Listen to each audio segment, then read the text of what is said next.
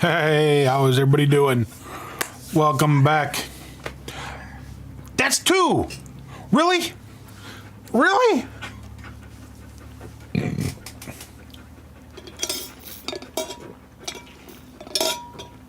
There. You happy?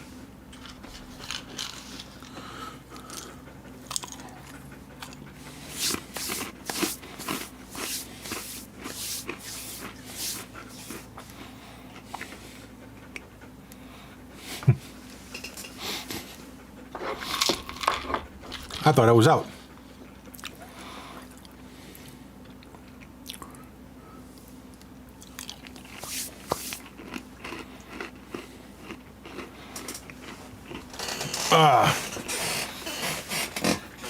Did y'all enjoy your break?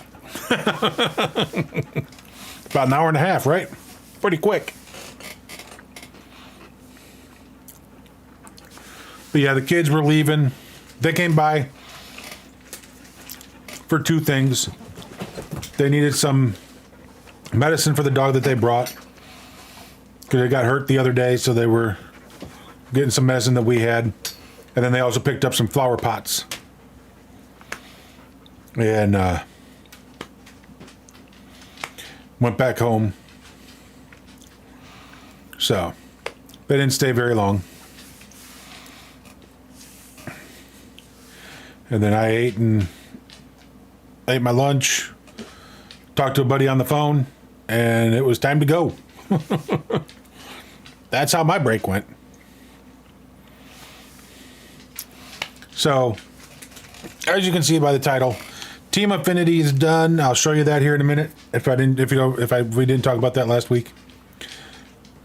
Two blondes were driving to Disneyland. The sign said Disneyland left, so they started crying and went home.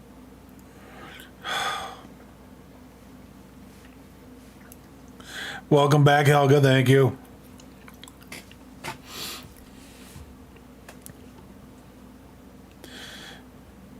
End of the ninth. Braves lead the Mets 9-8. Guess who won?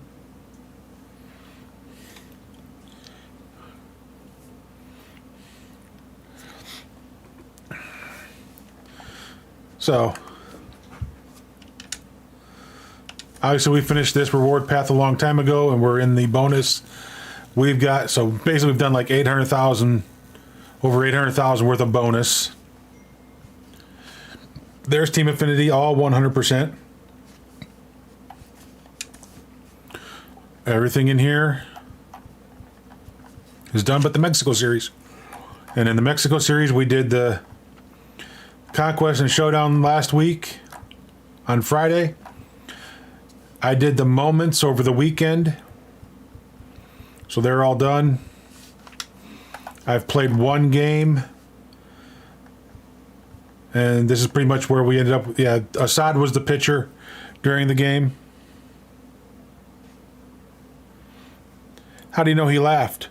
You two on the phone? But everybody else is still being worked on. Some of these I don't even have yet.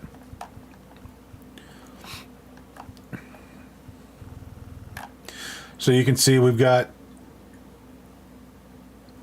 Giovanni Gallegos next. Then we get Isaac Paredes, and then we get into the special cards of Tyler Rogers, Nick Martinez, Michael Conforto, and we get all that done, and we earn that. So that's where we're at.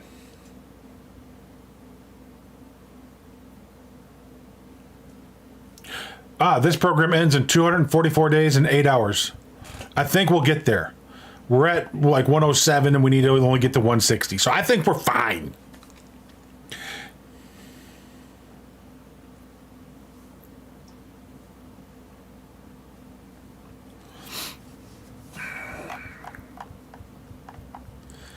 That is so wrong. Texting. Aww.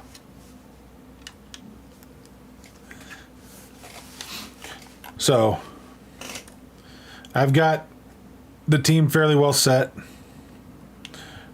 Team Mexico, Mexico. These other guys are just because there was no, I mean, I could have filled it in with higher ranked guys, but I chose not to. But basically, these 5 guys in the field. No! So we don't have anybody there. Thank you, Pompey. Sarcasm? Me? No, never.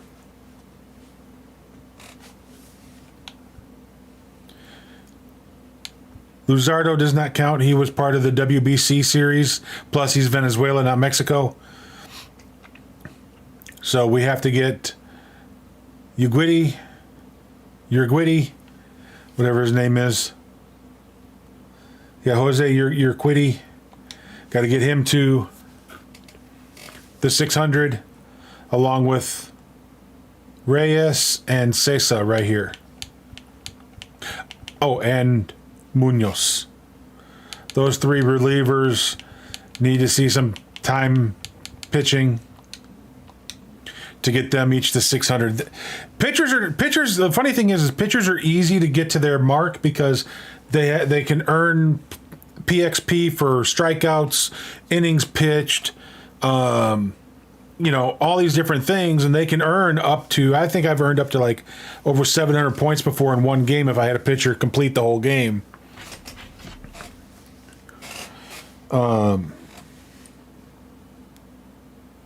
I know. I just haven't changed it over yet. Huh? Because I haven't really started anything other than just showing you what all was done. But we can, we'll do it. We'll go over here.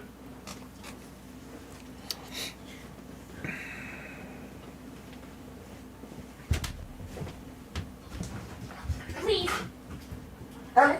Please. That dog is just a mess.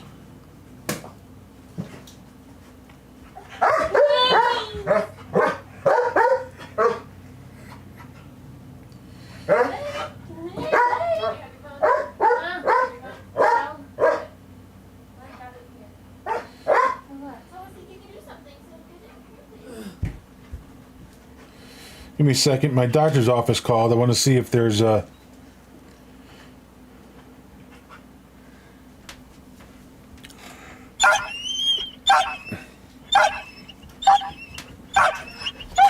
Okay.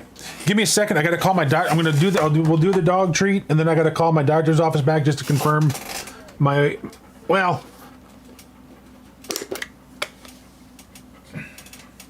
Yeah, I'll call them just to make sure that I get it confirmed, because Wednesday I've got labs. So basically Wednesday morning I take a little bit to school, come home, get a shower and everything like that, go to the doctor's office, get lab work done, and then go to PT, I think is how I'm going to do it. Sit it, sir. Good boy. Gentle. Good boy.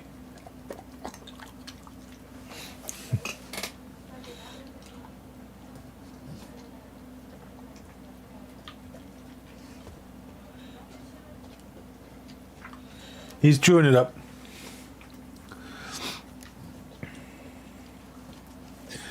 And now he's gone. He came for the treat and left. So give me just a second. I'll be right back.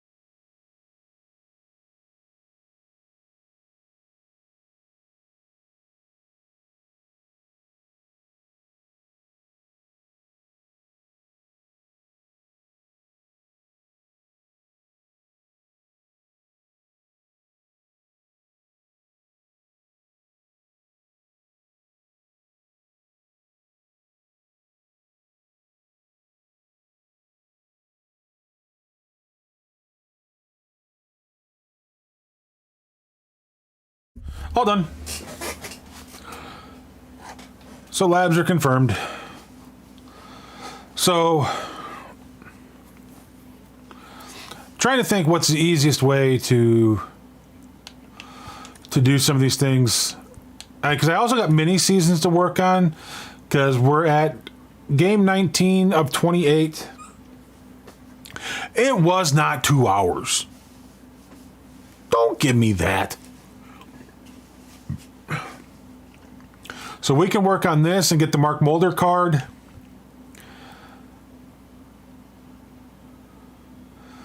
I could try and make the Team Mexico team in this and do regular classic mode. It'll get, you know, all my pitchers will get time pitching and stuff. Let's see.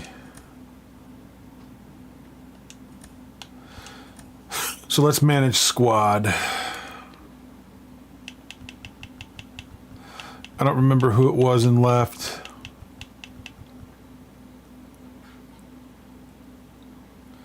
Oh, wow.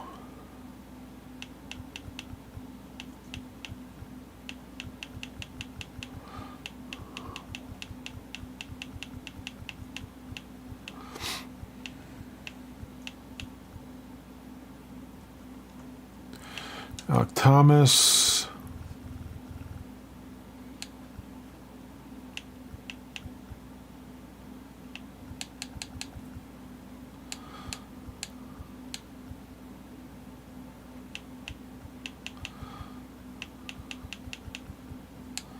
Jaron Duran.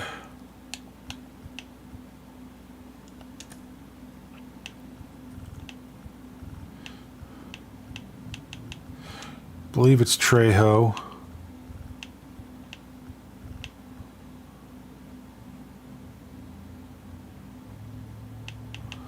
Or nope, that's Panama, okay.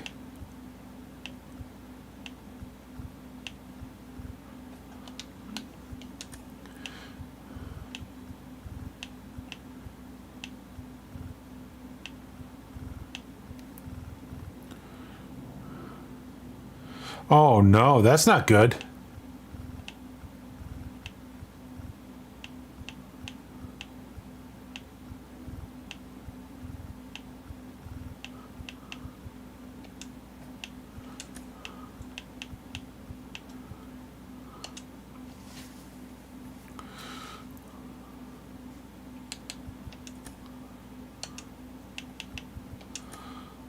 Here, I'm going to take as much help as I can get.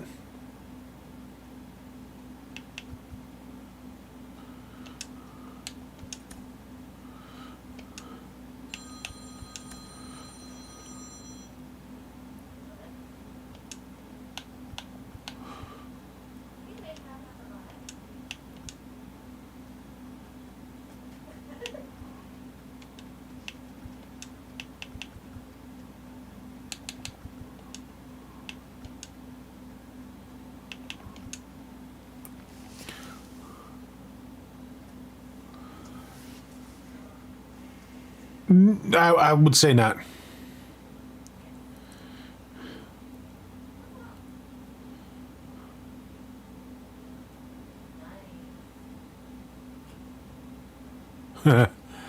Yep, that's always the hard part.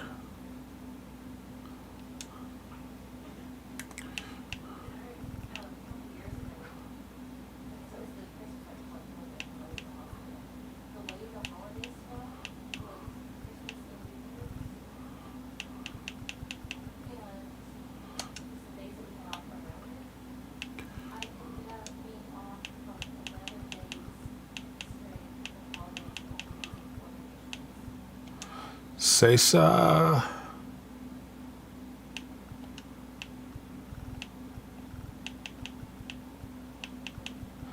and Reyes. Hope you can find somebody. Dude, chill.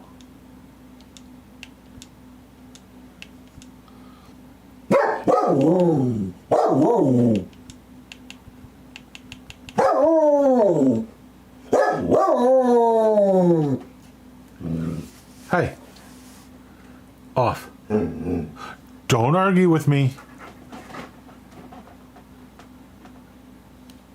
He listened. He laid down. Miracles will never cease.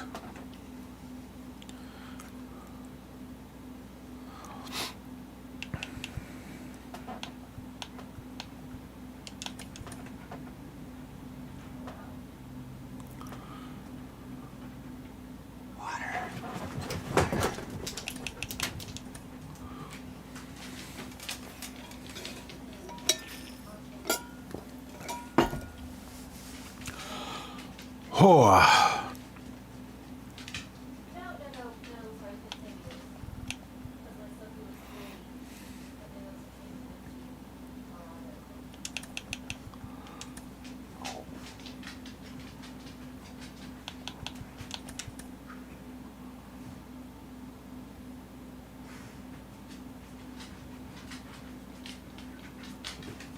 All right. Hope that's a good lineup.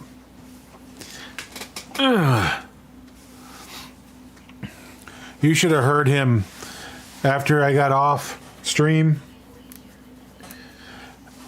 and the kids got their dog outside and they went outside. He'd hop up here on the couch, on the back of the couch in the window and start doing that and just howling at the top of his lungs because his friend was outside and he was inside. He wanted to be outside with him.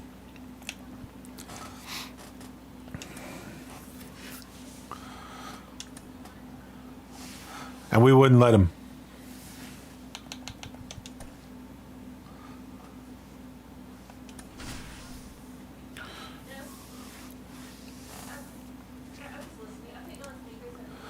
The downside to doing the mini games like this, the 3-inning games, is I got to pitch a different pitcher every game. If I did just one single 9-inning game, I'd have been able to stick with the pitcher I wanted.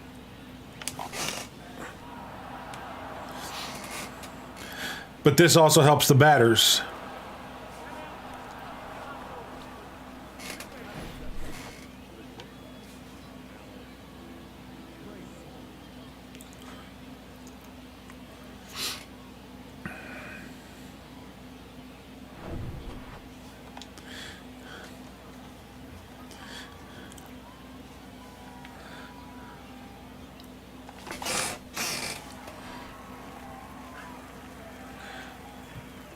Oh, you gotta be kidding me.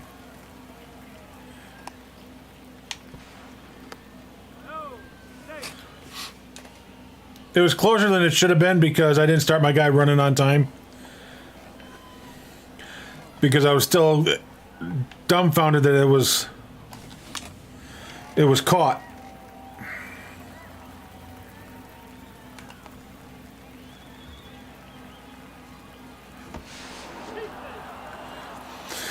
All right, so we got the first run of the game. That's why you put guys with 94, 96 speed up at the top of the order. Because when you need it, you got it. Oh, Helga.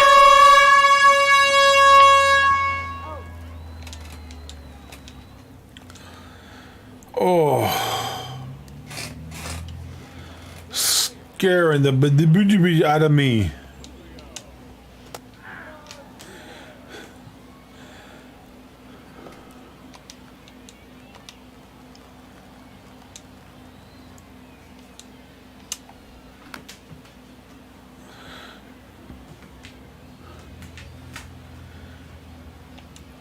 Well, yeah.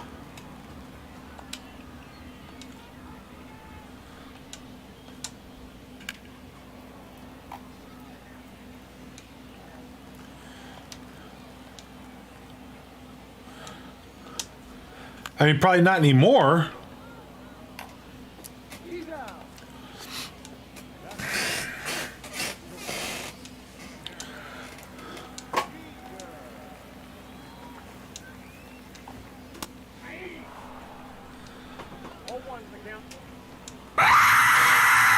Oh, crap.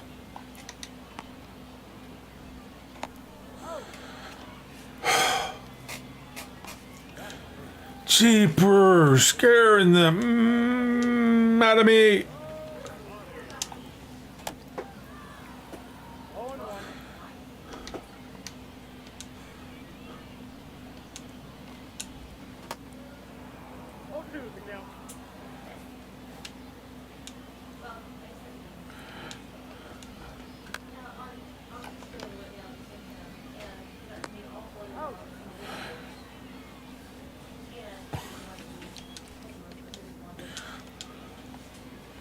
Yeah, no racing stripes.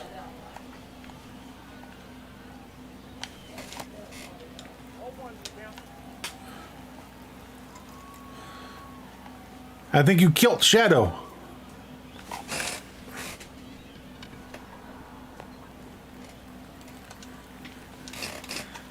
I think you killed Shadow.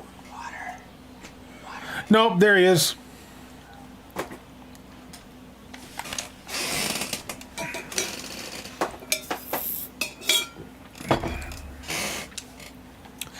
Obviously, he's alive and well. Oh, good, nice curveball.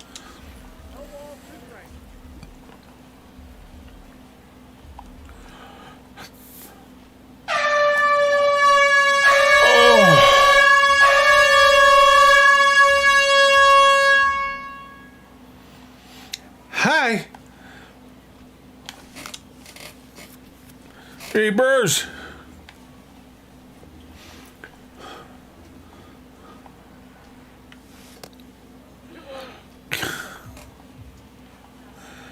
Yeah, I'm awake. Yeah, for sure. Yeah, you betcha.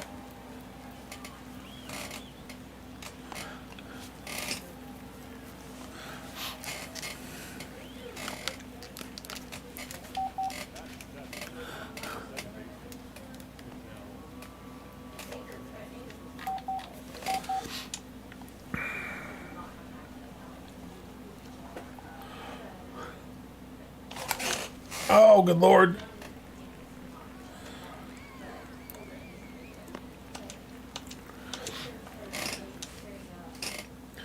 Oh, no. I forgot to get bullpen running. Oh!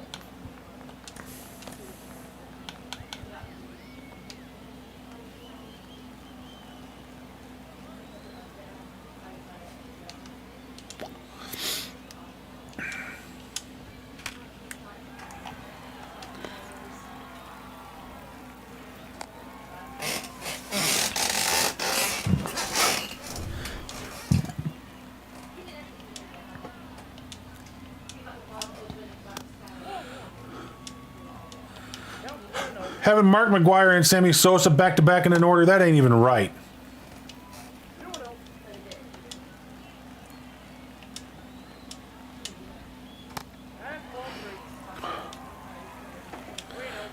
You blame the...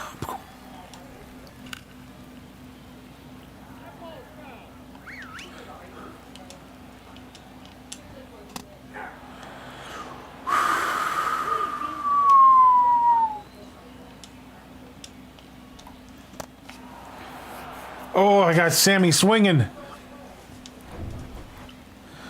Just a swinging. Great, now he's got Anthony Volpe.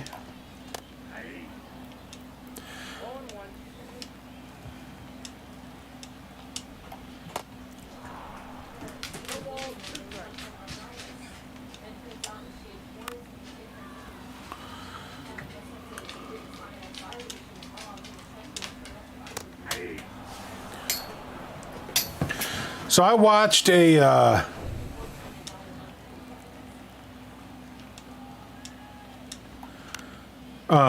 documentary on Robin Williams over the weekend, and it was really interesting because it turns out that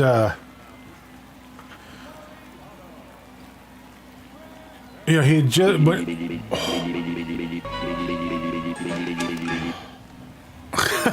thank you for the biddies, bitch hype.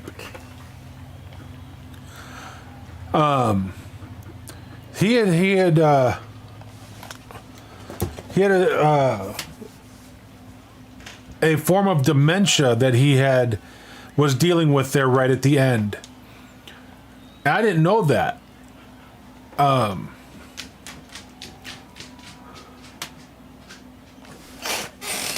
I want to say it was called Louis. Oh, I gotta go look it up now. It was LOU. Oh, I'm not getting any good hits all of a sudden.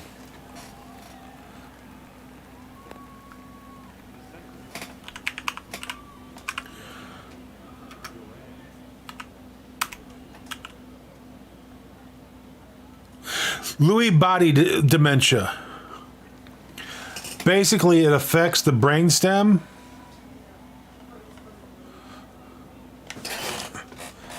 And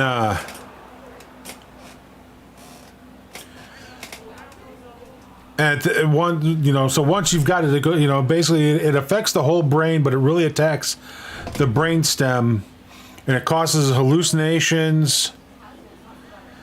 No, he actually wasn't depressed. It just seemed like it because of the Lewy body. Because he was always, Lewy body created paranoia. It would create paranoia. It would create hallucinations. And so that's what he was dealing with.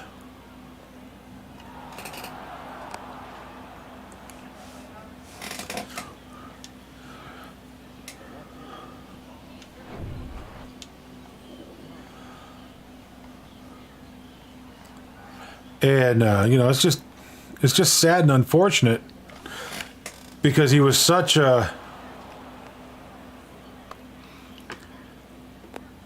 big star,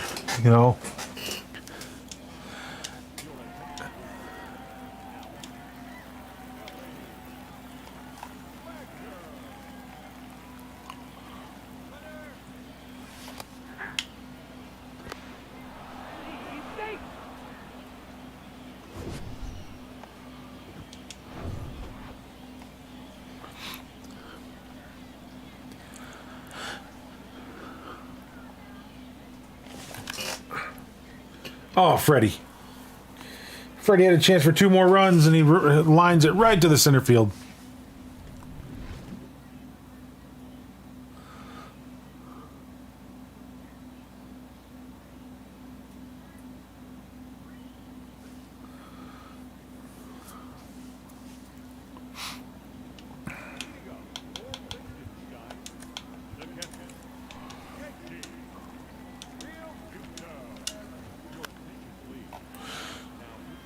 Oh, he was brilliant in everything he did. They almost didn't do Dead Poet Society because he initially had turned it down, and they reached out to somebody that knew him really well, and they're like, "Look, we really want him to do this movie. What do we got to do?" And they go, "Involve him in the creative process." Because he was just such a genius to be able to create stuff off the cuff and do stuff. And basically his only thing was he wanted a certain director, and as soon as they gave him the director, he was on.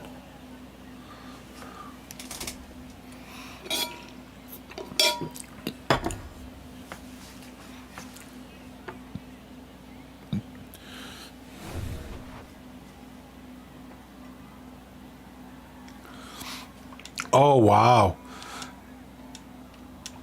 Yeah, Good Morning.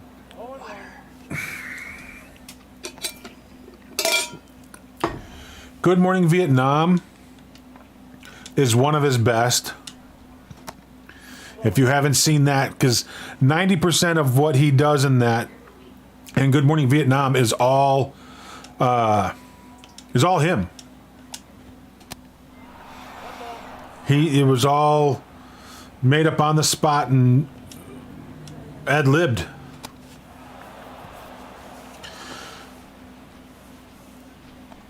Yeah, Good Morning Vietnam. As you can tell by the title, it's about the Vietnam War. But he's a radio DJ during the Vietnam War.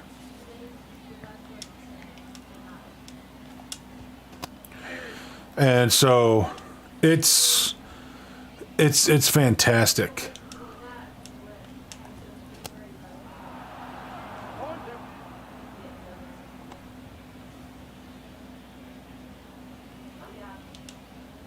Understandable.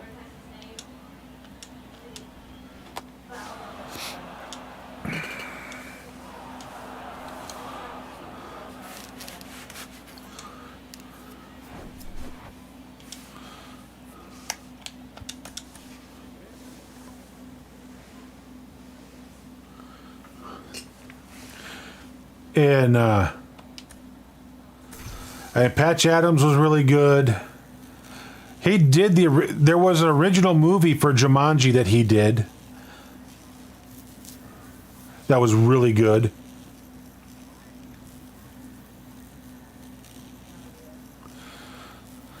Mrs. Doubtfire.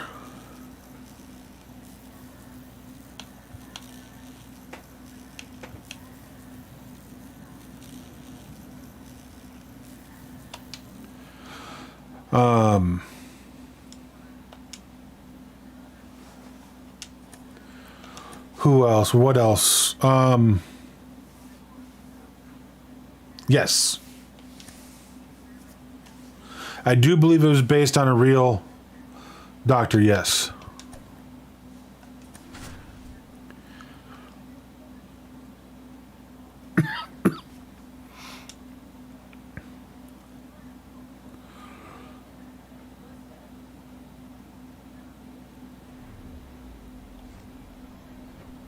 And then, of course, Night at the Museum, yeah. He was in all three of them. And the third one was actually the last movie that he did. Because he was working on that TV show with Sarah Michelle Gellar at the same time.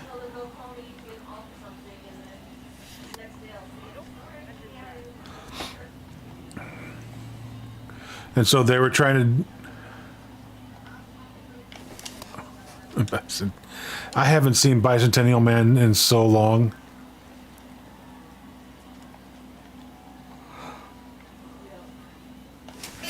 Oh, good Lord.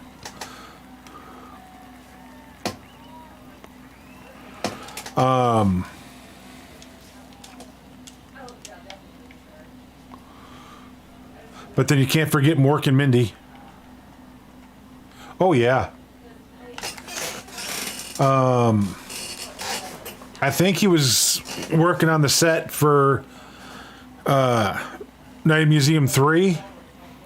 And they said basically you could see the skin just kind of hanging off of his ribs.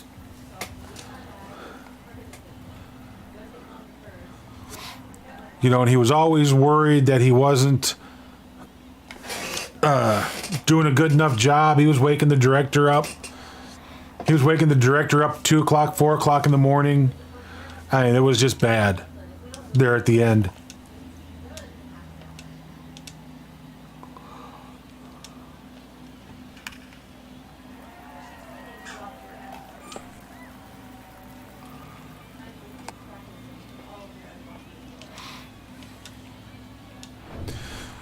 But it's called Robin Williams' Wish.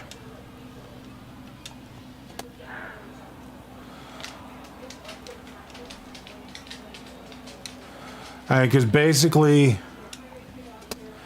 the premise behind it is, you know, his one wish is, would have been to know what he was dealing with at the end. Yes.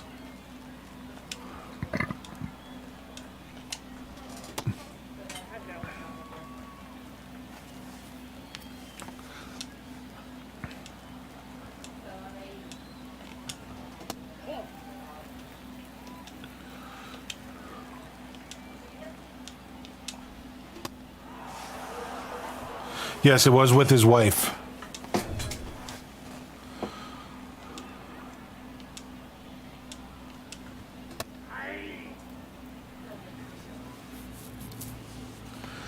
Yep.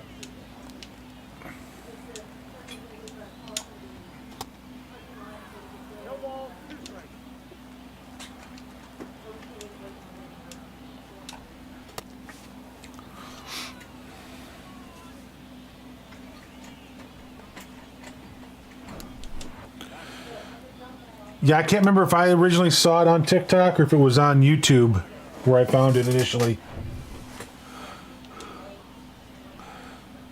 And then I went to, yeah, because I was just scrolling through like shorts. It may have been TikTok, scrolling through some shorts, and just kept. I went over to the main account and just found them and just kept scrolling up until it stopped. And it didn't finish the story, so I'm like, well, I gotta go finish. I gotta go see the end of this thing. So I went to YouTube and I typed in Robin Williams, and it brought up Robin Williams' Wish, and it's about. I want to say it's about an hour and a half long. It was really good. So can you plug this up on the charger there? That way it's falling down the side, but make sure it's connected or plugged into it comes to the lab. Yeah. It's almost dead.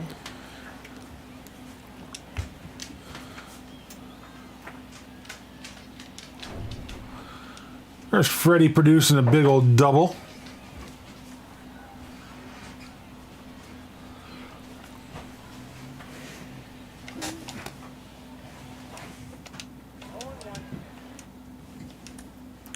It's not what I wanted.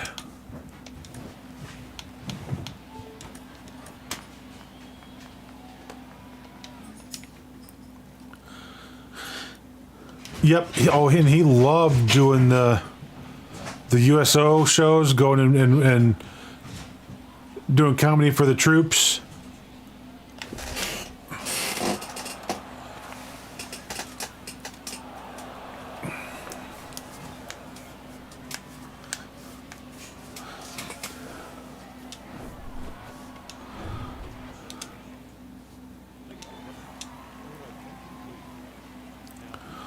That was one of his favorite things to do. And the troops loved him. And he would even go to the to like the hospitals and stuff and visit with troops. And it talks about this one time that he went in and went into this one room. The kid was all down in the dumps and whatnot because his girlfriend had just gotten on a plane and went back to the U.S. because he was like in Germany or wherever in the hospital because he was injured. And she's like, I don't know that I can live with this or I can deal with this. And she walked out and left him.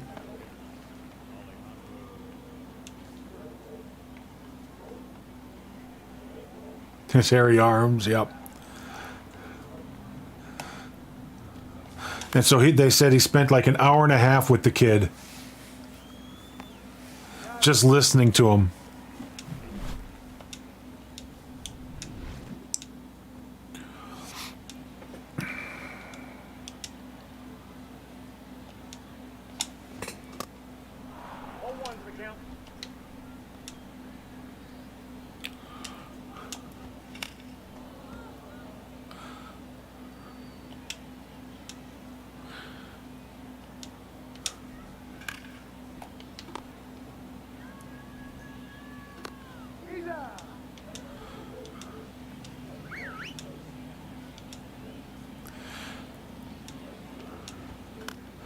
And then he spent time with another young man just sitting there talking about fears with him.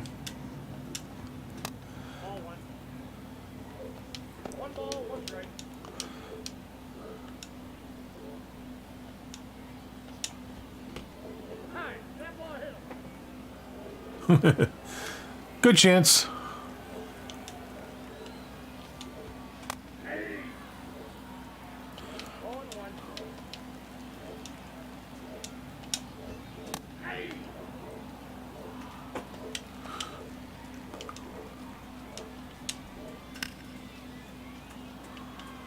I got lucky. That ball hung.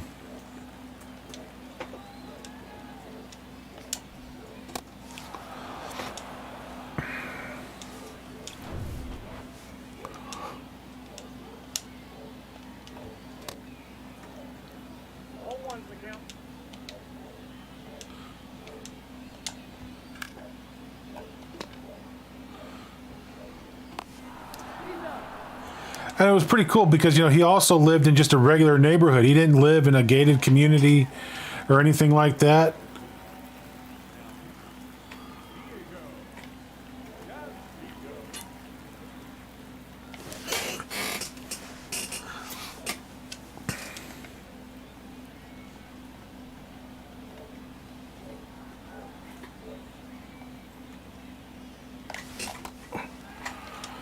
Ooh.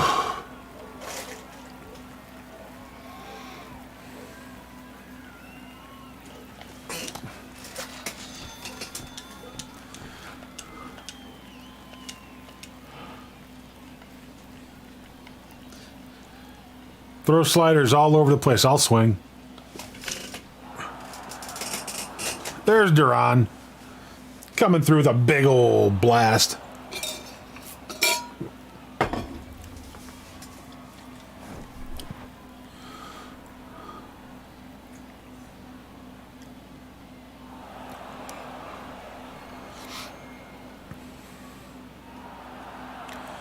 Hundred 106.1 miles an hour, 19.9 degree angle. Went 455 feet.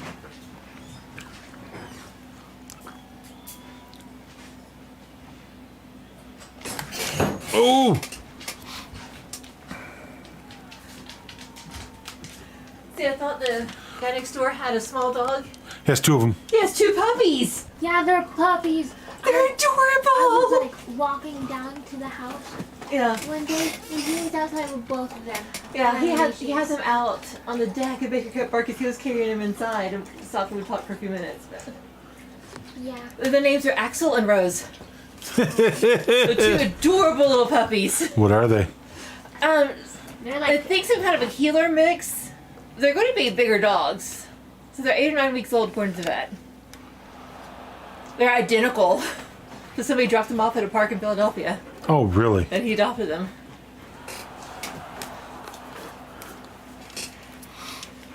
They're super cute. And one of them, he was holding one under each arm, but one had his paw up on his arm, like just to do fierce growl at Baker.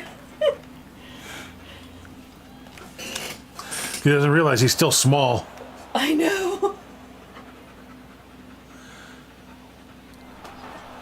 Jeepers, Acuna with a second 2-run bomb. Helga says hi. Hi.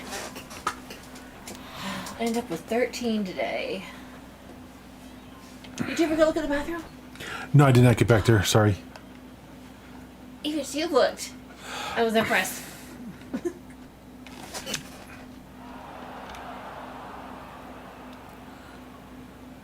Did you go to the kitchen? You asked me that. I don't remember. Yes. Awesome.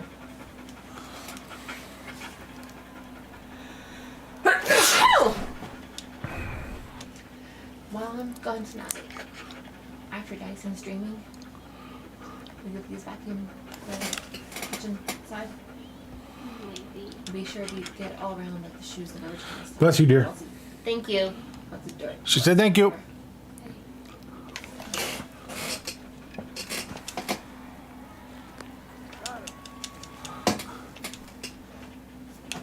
Hurt me.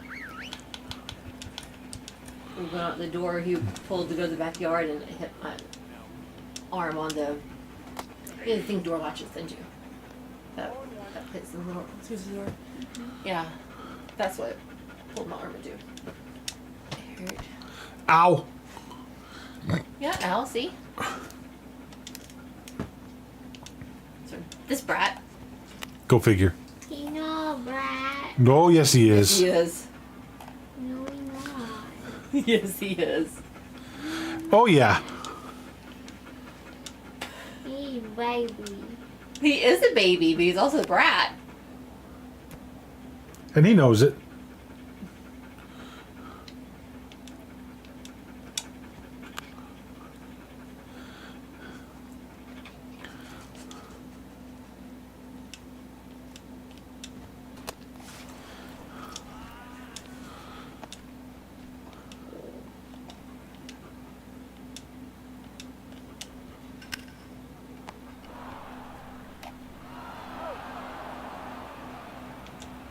It's not this week you get paid, is it? Huh? It's not this week I get paid, is it? It is? Yeah. Oh, awesome. Okay. Yeah. I think I was going to go to Target or Costco later in the week. Right, okay. And I hope I am. Hope yeah, I can, because yeah. So mortgage is due this week. stream doesn't do all that stuff. That's a not stream conversation. So I go to the ATM and get money for the carnival. What carnival? Friday. It's school Friday. Ah.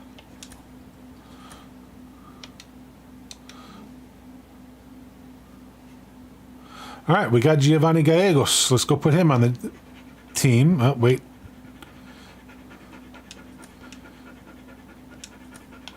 I can just come here and do it because he's a reliever.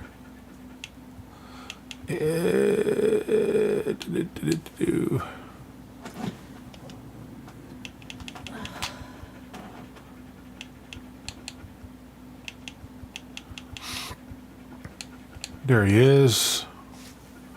There we go. We got our 3 relievers in here now. That way I just kind of keep them all together. You're going to hop off and get some Z's? All right, have a good night. Well, good luck in the morning with the specialist. All right, we'll see you tomorrow.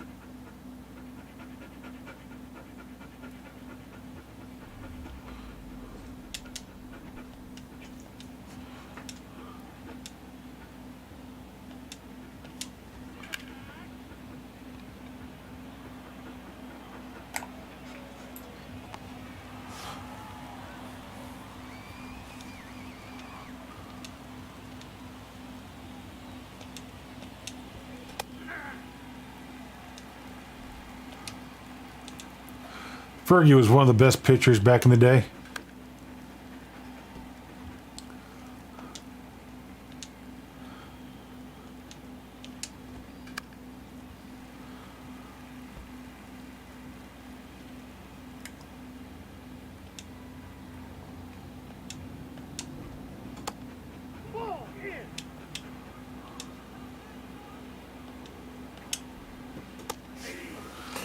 Got him on the bender.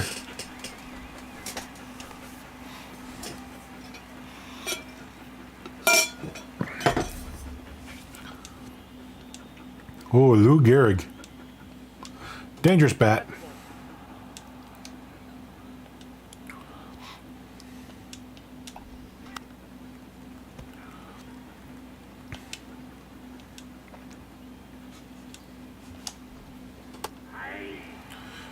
Drop that in on the outside corner.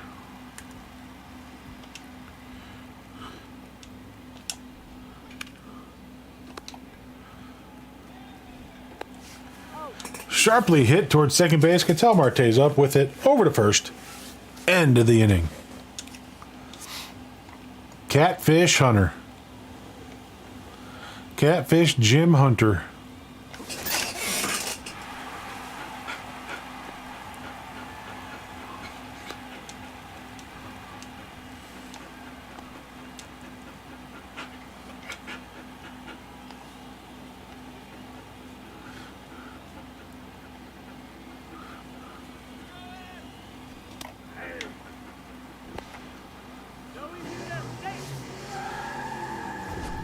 He may not be very good.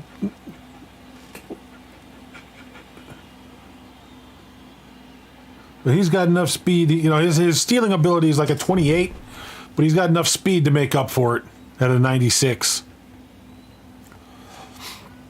We won't press our luck twice, though.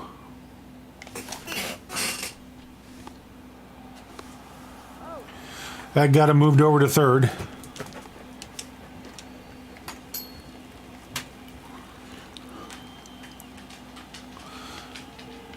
They've pulled everybody in.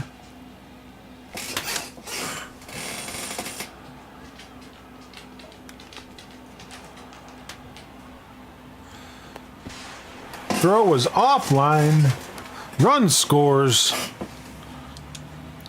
So we lead it now 1-0 in the bottom of the first.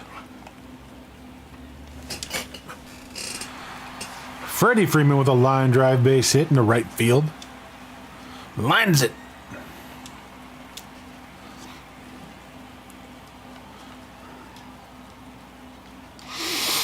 Yeah. So what time is your dinner? 7. 7. Yep. I'll leave about 6:45.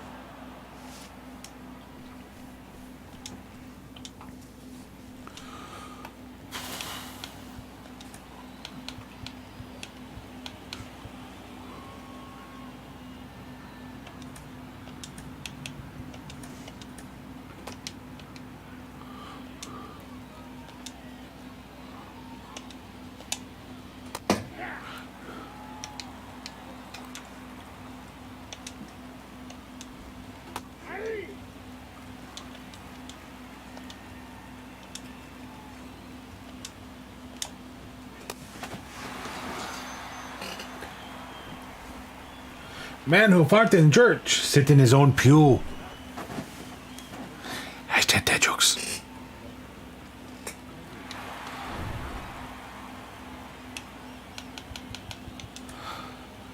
Gonna bring Reyes in, leave Gallegos to close it out.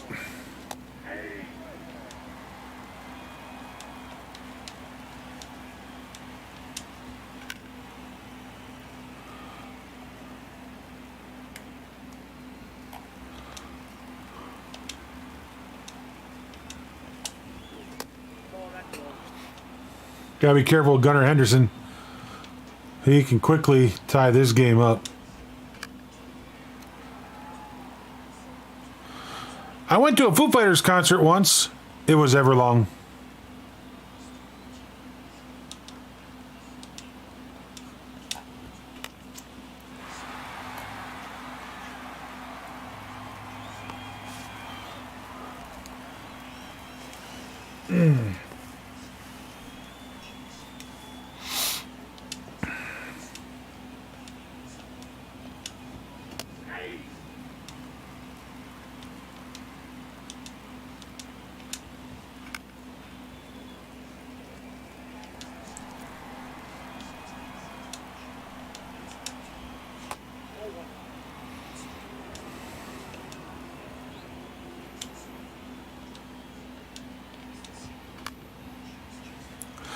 Got him to pop it up on the right side.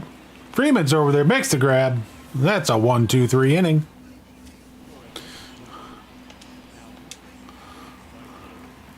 Michael King.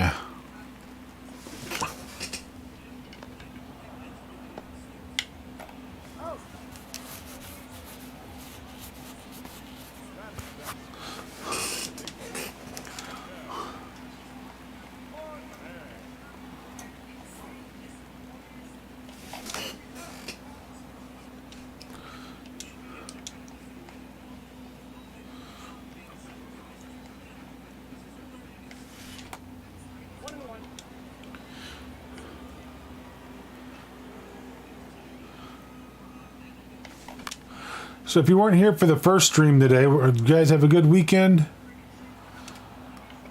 What'd y'all do?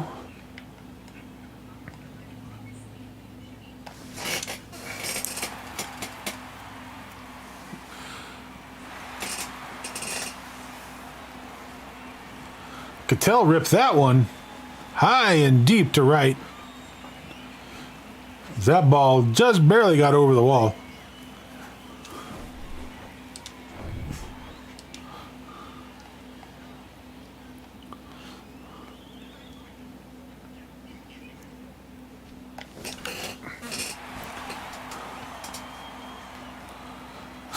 There's Alejandro Kirk with a base hit to right with one out. That's going to bring up the catcher, Austin Barnes.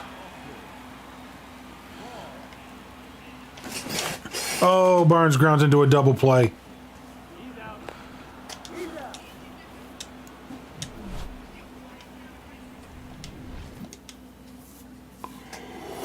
Ha!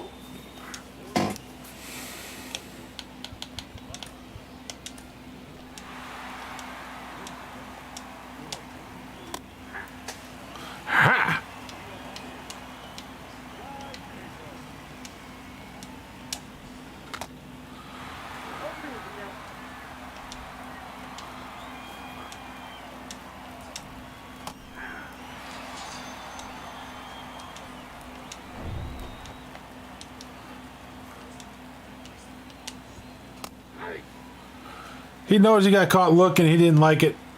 Didn't like it one bit.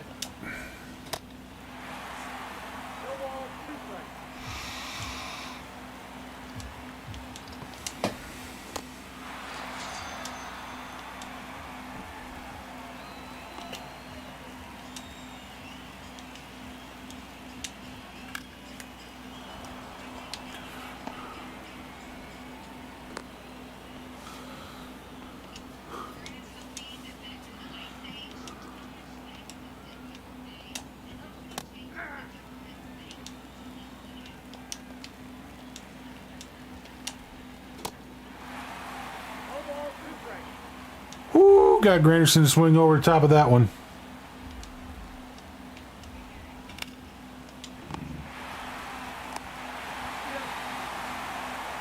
There's another win.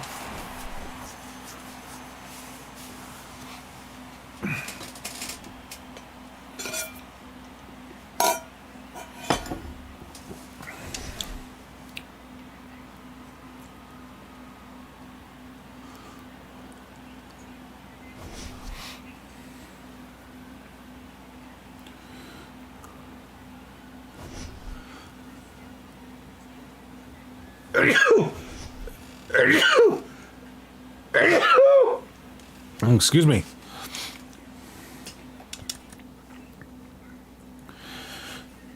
Oh. Did I put my MLB tweet out or no? I don't think so because I'm still on obvious shirts. Oopsie.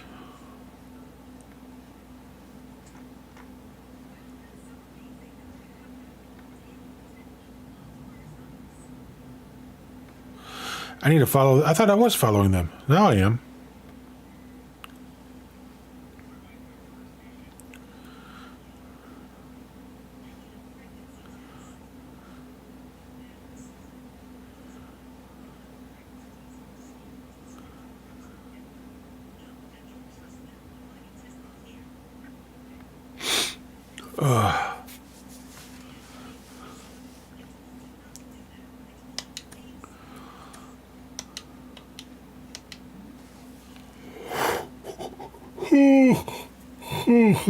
Ooh, oh.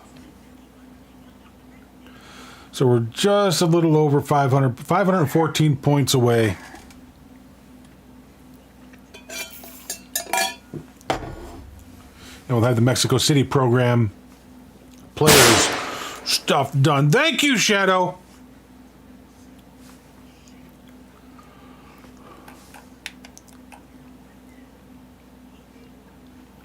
If Alec Thomas can have a good game, he can be done in one game. Otherwise, there's probably 2 games before he's done.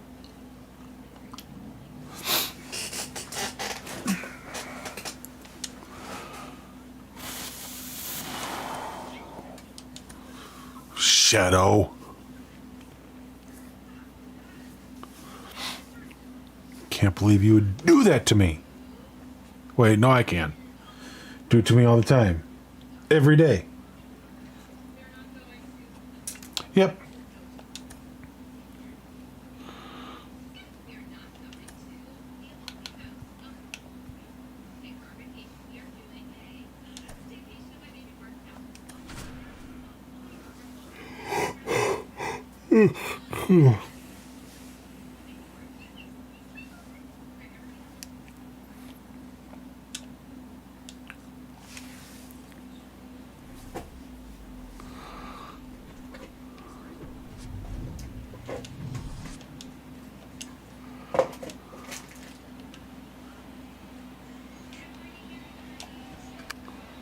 I gotta look and see if there's a way to leave, make it so it doesn't put in the chat.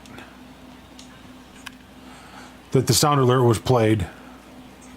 That way there's no way to cheat and see it in chat before.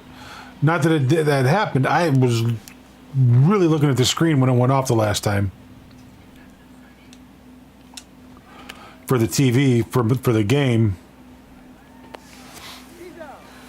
But I'm just looking at the chat, you know, and there's two different notifications. One from the rewards saying that Shadow redeemed the sound alert for 1,000, and then Sound Alerts sent one as well. So I'm just wondering if there's a way to not do those, you know, because there have been times that I have caught some in chat before the sound went off because of delays or whatever reason. And so if there's a way to figure out how to do that, that would be nice.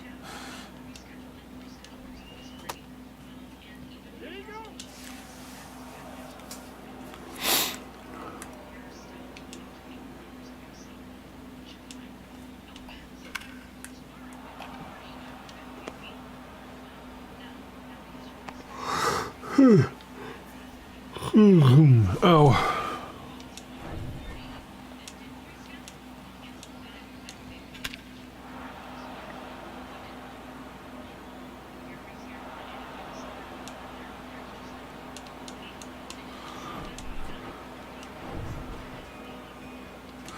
Games like, obviously, we need a 2-run lead to make sure we can win one.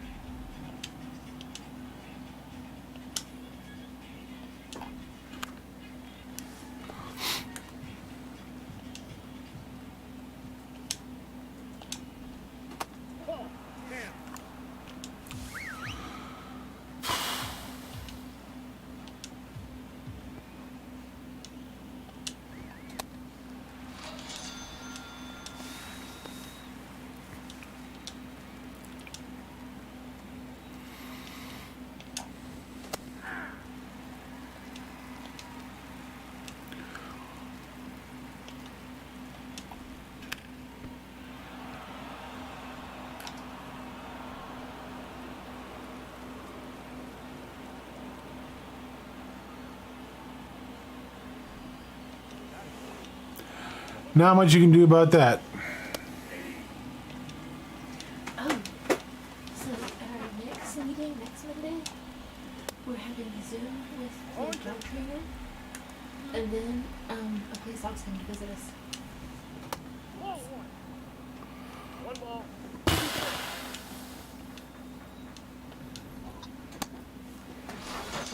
Got out of it. Interesting, looked away from Alcatraz. Of course, Garrick is the one that hit that 2-run bomb. I know. How about from over there?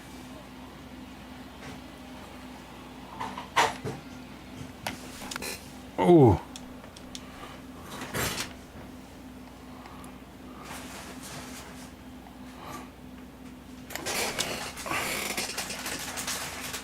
Yes, fair ball. Drops it right down the line. Runner at second.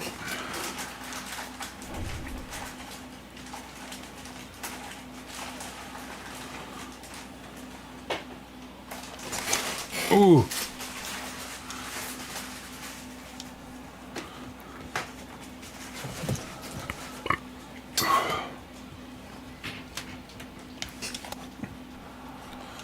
Way out in front of that one.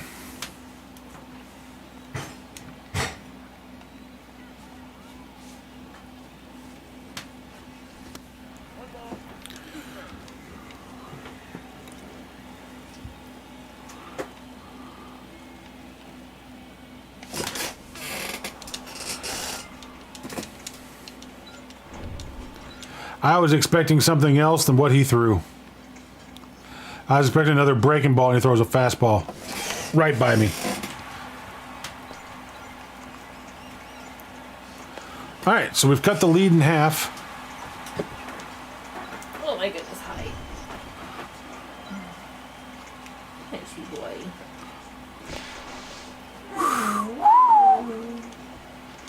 That's a good boy.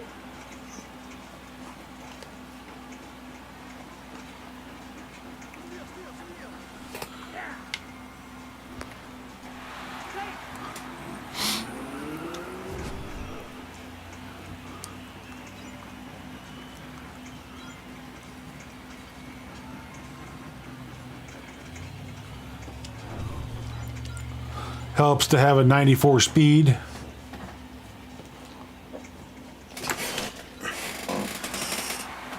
Freddie with a single into right. That's going to score the run. We tied it at 2.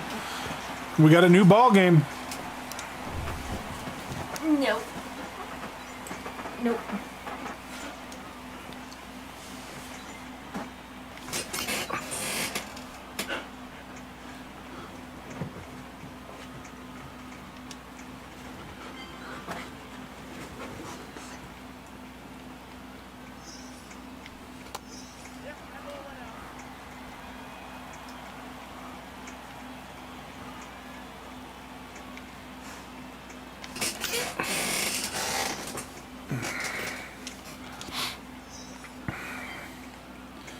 I definitely got to get back in here and do some more work for the stadium.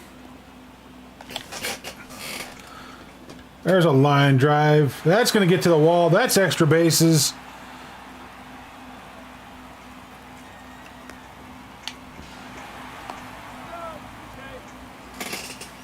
That's a triple.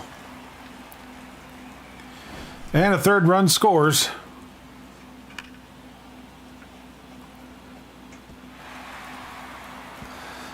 So Granderson misjudged that ball.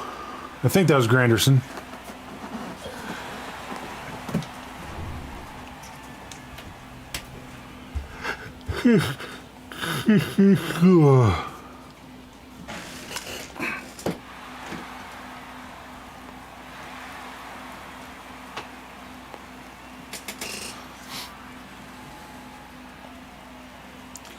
Chipper with an RBI single.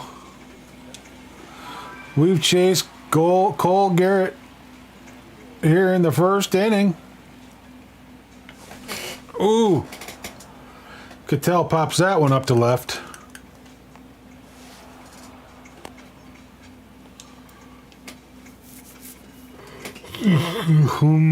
Ow.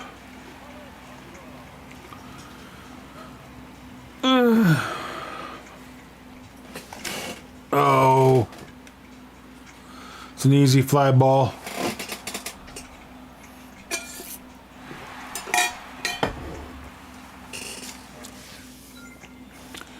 So we score 4 runs here. Oh, crap.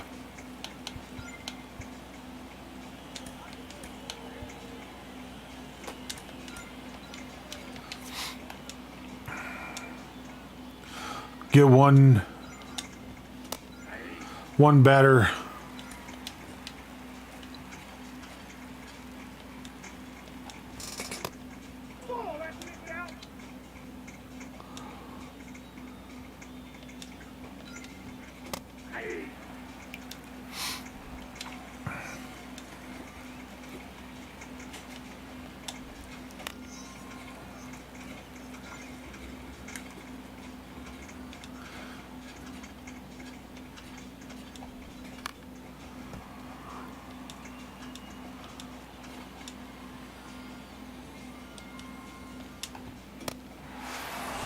Blew it by him.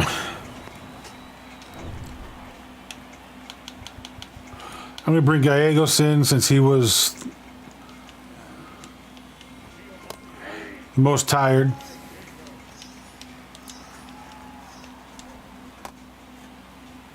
ball, 2 strikes.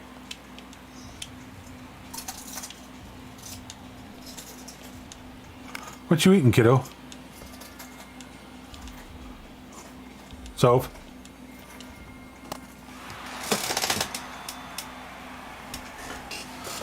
Ignoring me. 2 outs.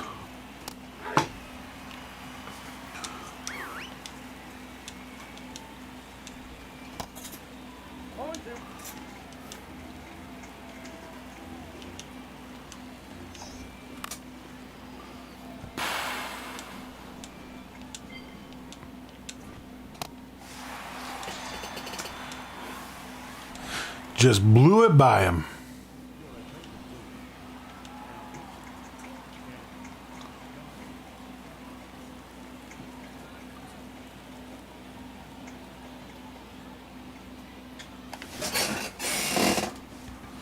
Austin Barnes with a shot down the third base line, up against the wall. That's going to be a double. As he pulls in, standing up.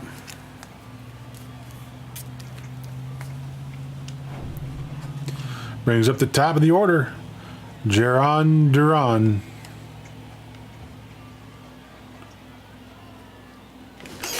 Oh. Get down, get down, get down. There we go.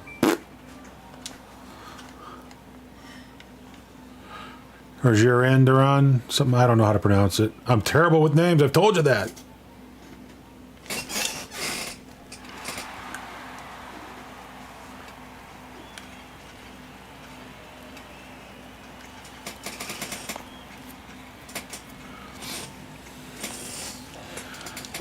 He took off, and I was just afraid to keep him running because what if the center fielder caught up to it?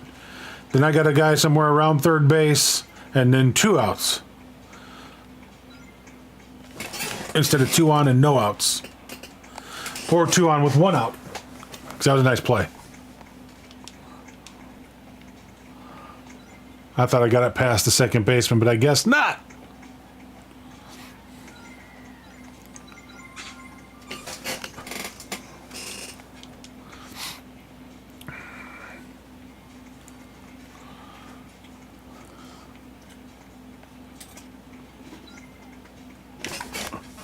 My wife gets to do Mexican food Monday and then Taco Tuesday with us.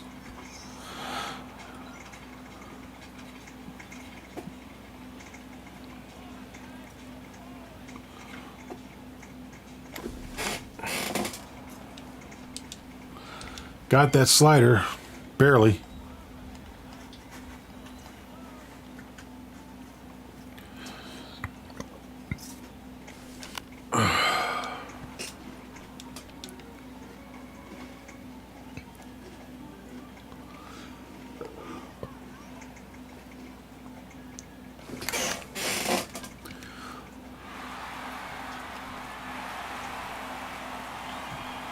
That scores 2 more.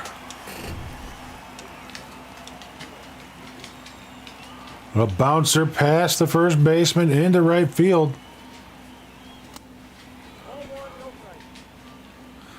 Good call, but I wasn't doing it. I wasn't running.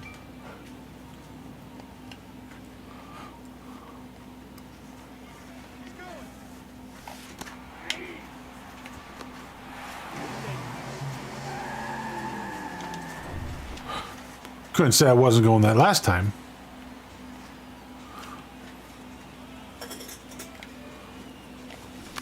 Ah. 2 outs. 2 out, runner at third.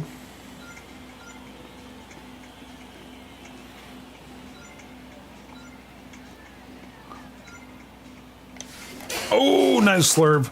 Or slider that just barely broke at 85 miles an hour.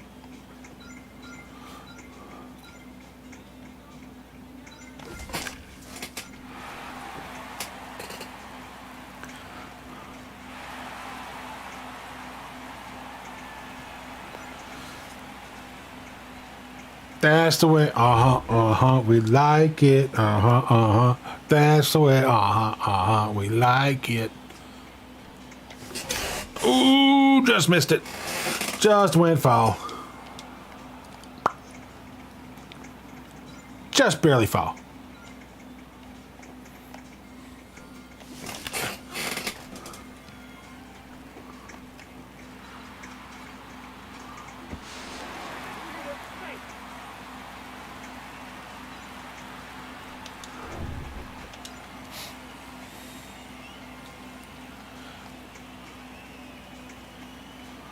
Chipper Jones comes through with a RBI single.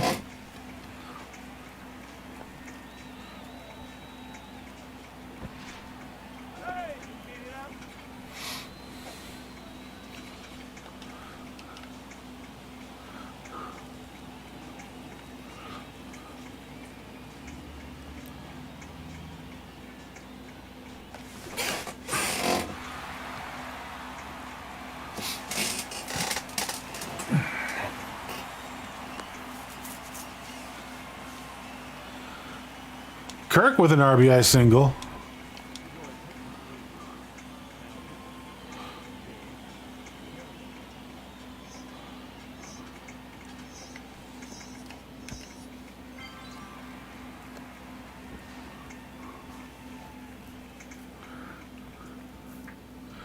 First pitch moved runners up 90 feet. Now it's second and third with 2 outs.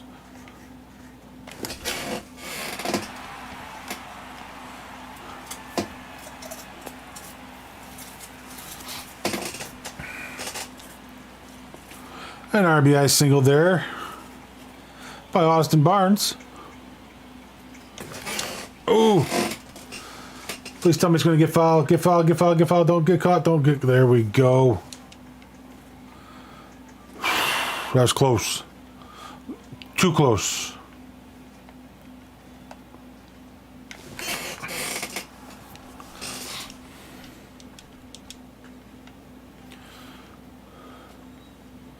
And I realized I forgot to do my Twitter post for the 4 o'clock stream. I need to start using like oh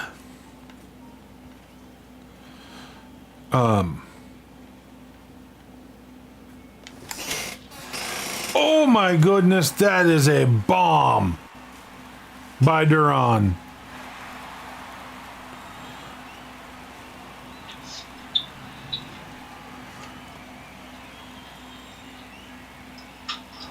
And you can just hear that crack of the bat as that ball went deep into the stands. You know something funny? 467 feet. I got home today and chased 2 bunnies around the yard. Millie and that little white one escaped. It's like So they're so skittish. here we go with Alan Trejo. Oh, just a bit underneath it. But now the Third and final out of the inning. they're humping under 3 girls humping each other. Luis Cessa with the first out. Popped up. Very bagpipe today.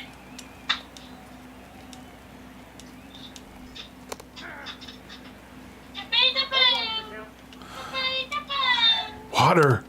Water. Wow. Really? More water? I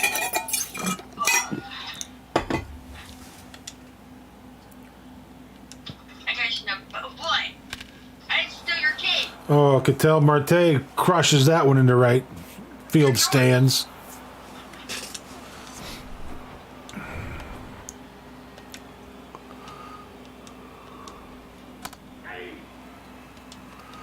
Gets the first batter on the first pitch, and then the next one hits a deep bomb. Literally, look, they're chasing each other. 1 ball, 2 strikes. So Gremlin has been chasing them too. For a whole man and a half now. Yeah, that was right down the middle. Yeah, that was a good pitch. Wasn't what he was expecting. 0-1 the count. Hi, Millie. Ball. Didn't miss by much. 1 This is ball. still one of those little Wildman's babies. Look at this. Watch. There it is. Yeah, now you know that you're on camera. There's the win. I don't get it. I'm confused. Look at this. Garrett Cole with the loss. Oh, her poor face. Oh, your baby. As he gave up 4 runs in the first. Now that you know you're on camera, you're mad. Kiddo, can you turn your phone down a little bit? Thank you. She's like right here. So let's see. Oh, so close. We're 108 points away for the program for that 5 points. Barnes and Thomas are done. So did we get anything new for those? Let's take a look. So we got 1,500 stubs. And we're close to getting Isaac Paredes, who will go to third.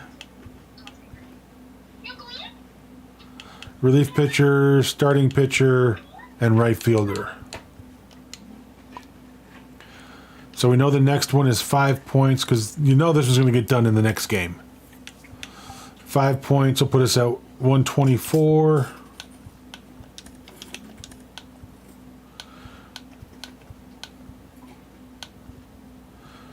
And there's a couple others that could be close to finishing.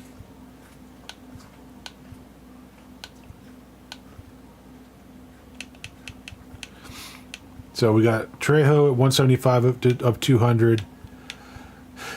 Munoz, there we go. Alejandro Kirk at 165 of 200.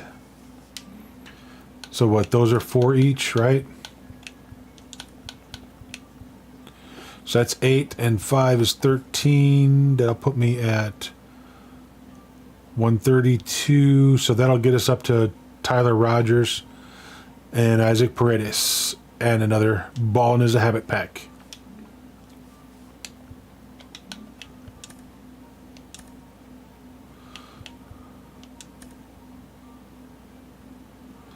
So now we got the pinheads coming in. Then we go back, then we go to the pinheads, and we got the whales coming in, and we go to the kaiju. Lemurs come in, man. Everybody in this division, oh, there's finally somebody below 90. Game 23, we finally get somebody below 90.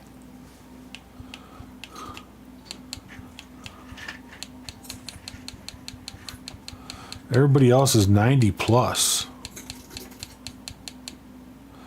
Kaiju are 78. Okay, I didn't see that. Kaiju 78, and then the singers at 79. Okay.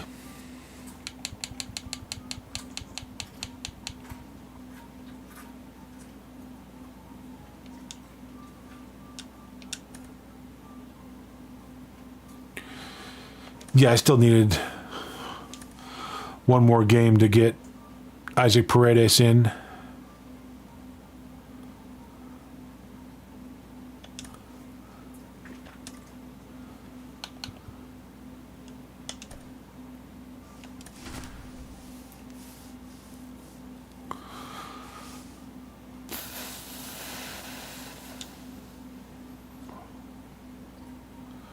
And then we'll be back to Giovanni, or not Giovanni Gallegos, but your Quiddy or whatever. So we'll be back to one of the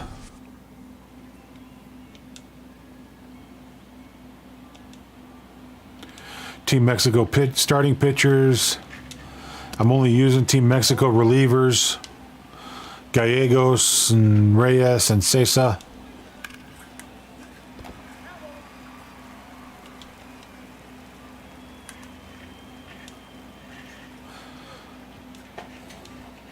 Those are the 4. Hey, Shadtown, how you doing? You like the jersey design? Thank you.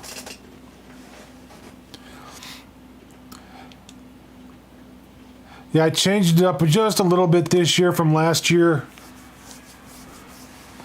with the extra wide stripes around the collars, down the arms, and the legs.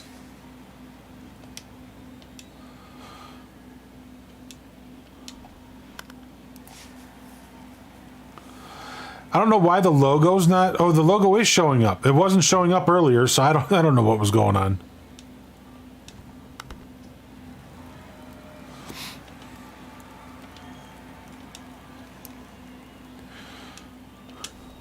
Oh, I overthrew that. I'm glad it didn't get crushed.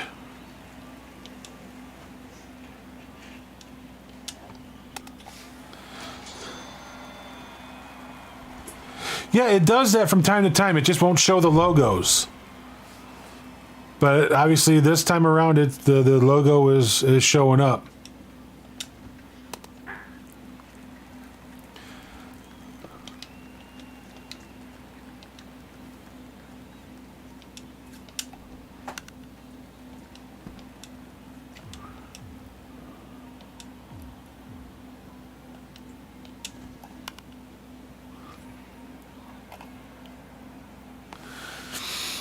So, but yeah, it's weird when all of a sudden you got a game and the logo's not on the chest or on the hat.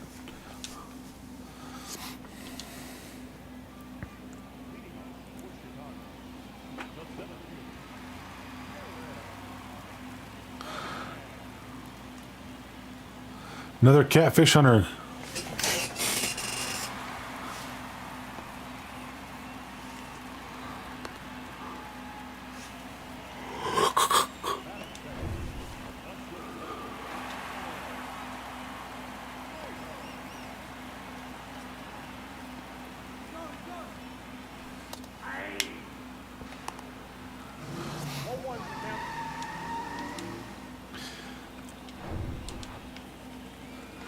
Gets there quite easily.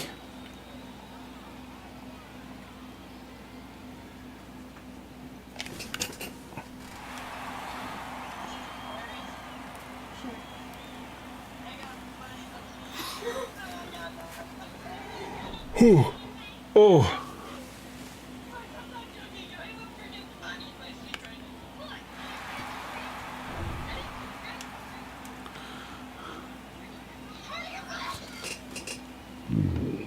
I just wish I could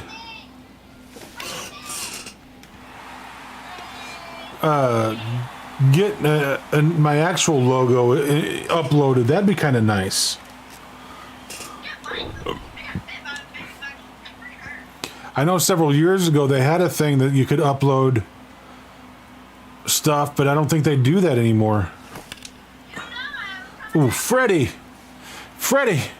Straighten that thing out, sir!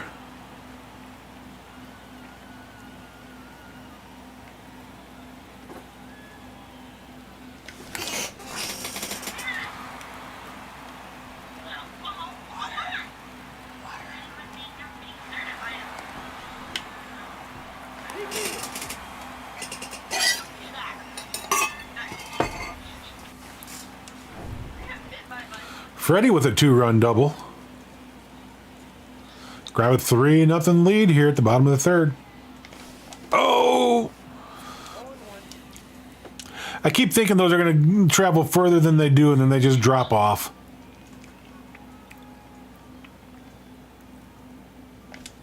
I didn't mean to swing at that. I really didn't want to. My thumb did it on its own.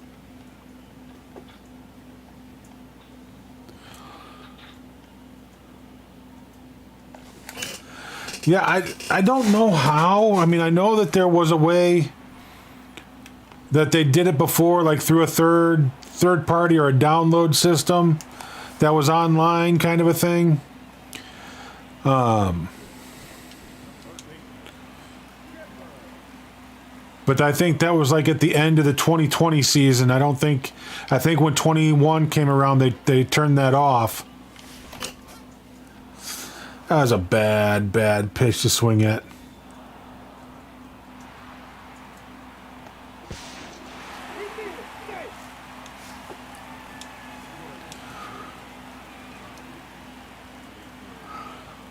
I think because when they brought everybody on from Xbox and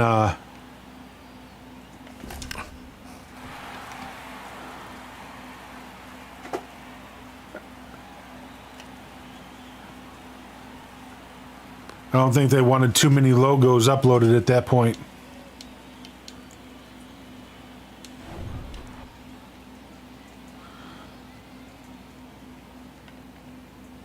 And I've done as best I could.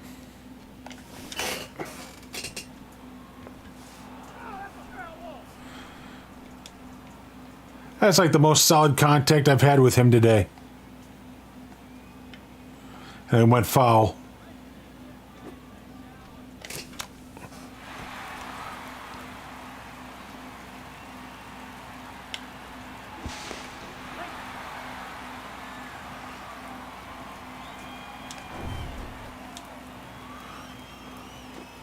Chicago Flying Tigers, nice.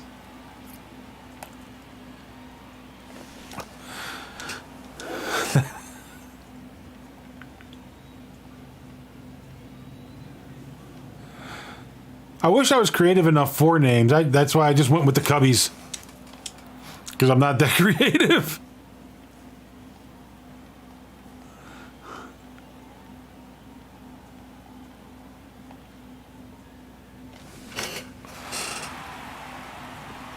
Barnes a 2-run blast.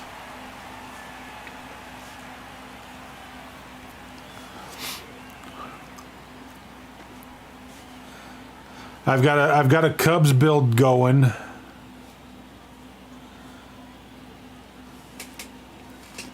I'm looking forward to this week when the monthly. Welcome back, Smooth. Glad you're home. Navy blue and dark green color scheme. Ooh, that probably looks good together.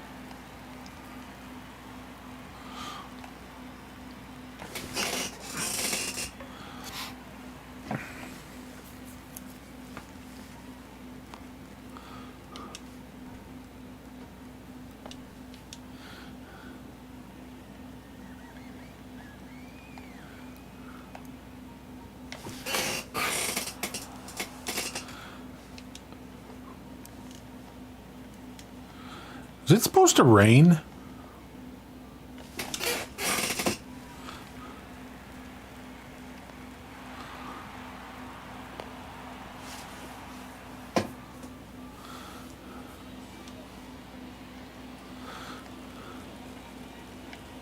White as a second accent color? Ooh.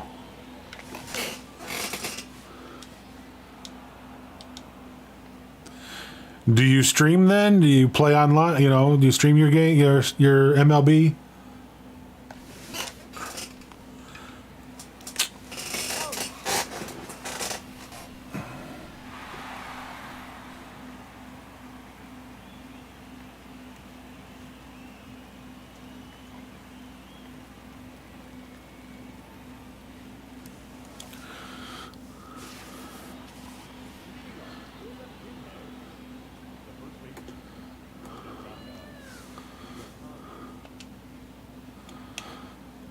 And here's where I always mess up. I always forget to get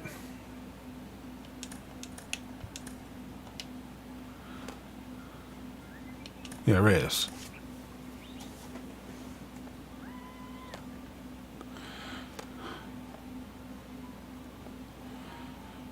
Oh yeah, 12-hour shifts makes that kind of difficult. See Randall Cooks in the pocket. I don't know what you're talking about. Because I say if you did, I'd love to check it out, but I He understand ran around my 12-hour shifts are just killer.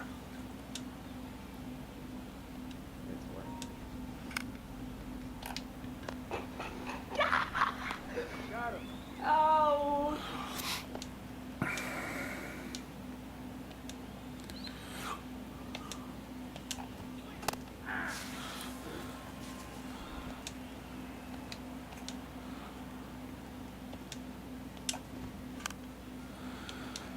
Yeah, I do this full time just basically out of necessity.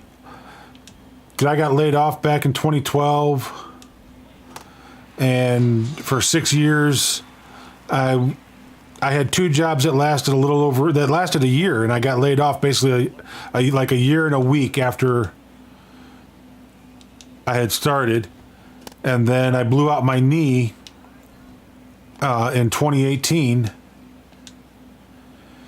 And it took 6 months for me to be able to bend my knee and start walking again. Because when I blew up my knee, I also blew up my quadricep muscle.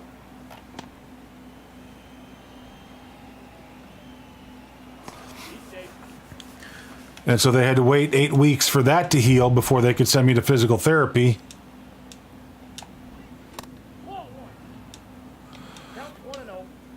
And I hadn't been able to find work since.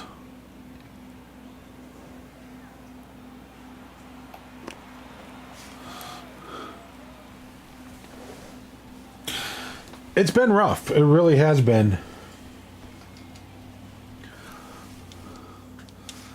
And so, you know, when I was laid up, I was watching, and actually the September before I got hurt is when Beam became Mixer,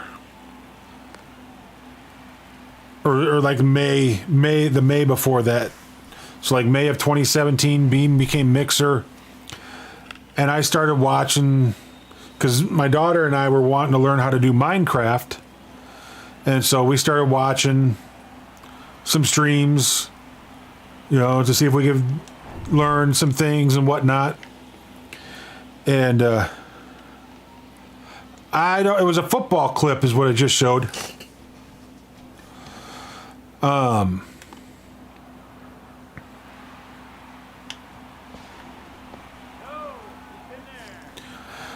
And so that September, I'd come home from work because I was working for a truss manufacturer. So if you've ever gone to a concert and seen the aluminum uprights and stuff that hold all the lights and everything, the company I worked for was one of the companies that would manufacture those. There was, you know, there's several throughout the nation. But I know we did stuff for like the Red Hot Chili Peppers, and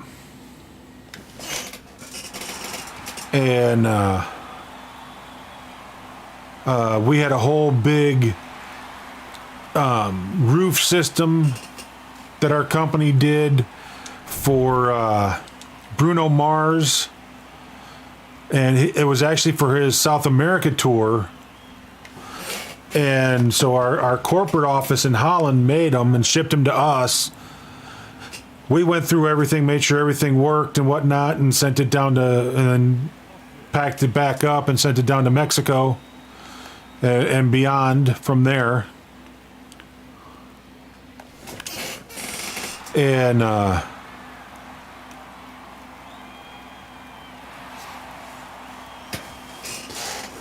and then I'd actually just had a disagreement with my boss, literally like 2 weeks before I blew out my knee. But I would come home because I'd be done with work by 2 o'clock. We'd be in at 6 a.m., done by 2 p.m. Yeah. It was really cool. I mean, the stuff we did, like I said, we did Red Hot Chili Peppers. We did these big circle pieces that were up, and they put canvas on them and used them as video displays. And then I don't remember which one had the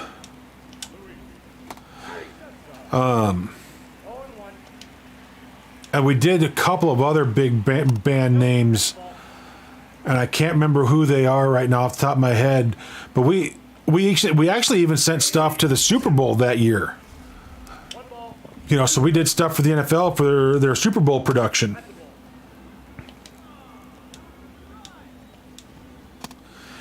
And so, you know, we did a lot of big stuff like that. And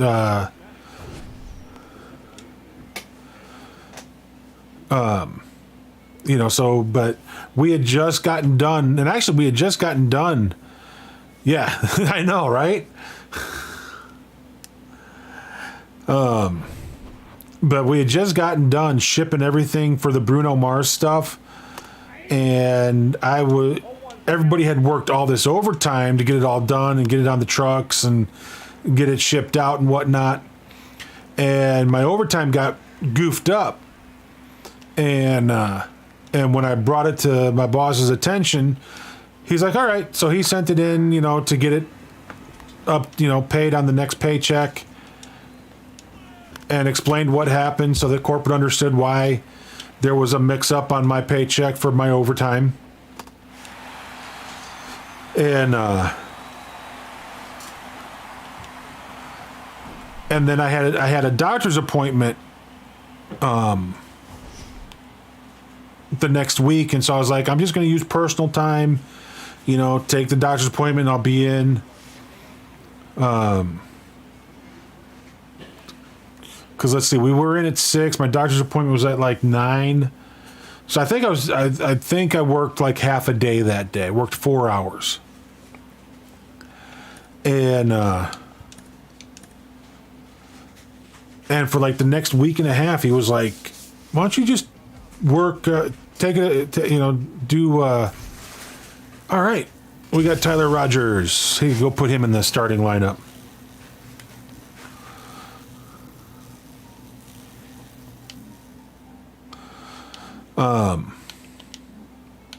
wanted me to basically do.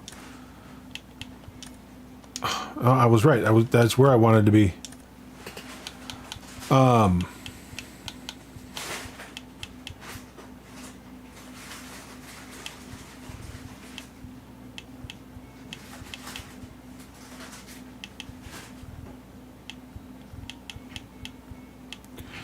Tyler Rogers is a starting pitcher, right?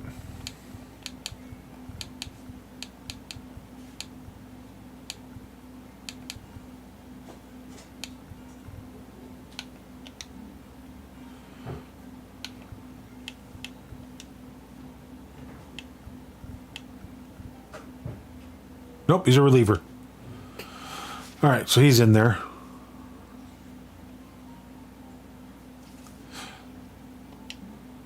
And that's not the team I need to put him on. I'm just having brain farts. But basically, he wanted me to take money out of my overtime, or take time off of my overtime to compensate for me taking time off instead of using personal time. And I'm like, dude, I'm not doing that. That's time and a half to get paid regular time to take 4 hours off. I said, no, that's not happening.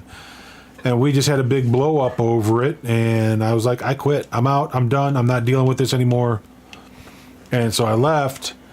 And then literally a week later, I was getting ready to coach my daughter's first soccer practice, daughter's team's first soccer practice. And she had, I think, Girl Scouts or something that night. So she had basketball because she was doing basketball and soccer. And they had a championship game that night, so she was going to that, and I went to do the soccer. And I stepped into a divot. My foot went out because it had rained the day before, so the ground was still a little slippery. My foot went out. My right foot went out. My left foot got caught underneath me, ruptured my quadricep tendon and muscle. And then I've had nothing but issues for the last 5 years with it. Like I said, it took I was on crutches for six months. It was September 17th when I had to have a second procedure. Basically, they take you back to the OR, they put you asleep, and then they pop your knee. They don't cut it open, they don't do anything like that. They just press on it really hard, really firmly, and they get the scar tissue to break. And they did that. I spent more time in recovery than I did in the OR room. Okay, that's how backwards that whole situation is, and then I only got 3 weeks of physical therapy out of the 8 that I was supposed to have because my insurance company canceled it after that, and so I've had nothing but issues with my knee ever since. And then Easter weekend, had a crazy thing happen to where I had a pop right here in my elbow. I actually popped the tendon off of my elbow. And so I'm having to go to physical therapy again.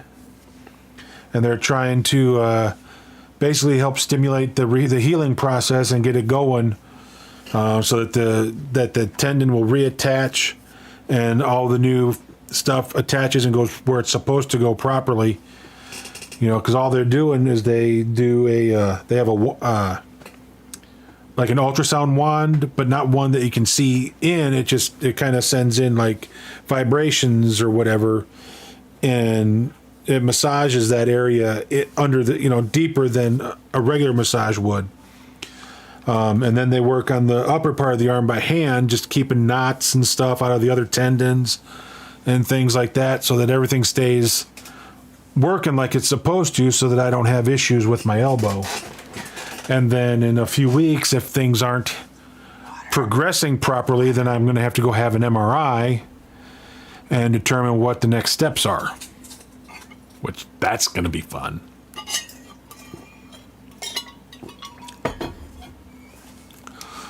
Okay, wait. There was something I wanted to go look at.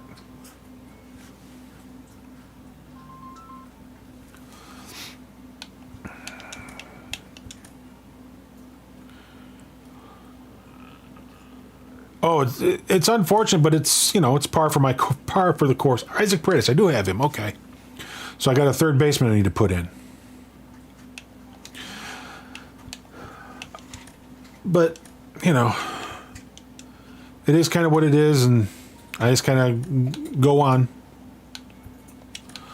I'm going to bring him,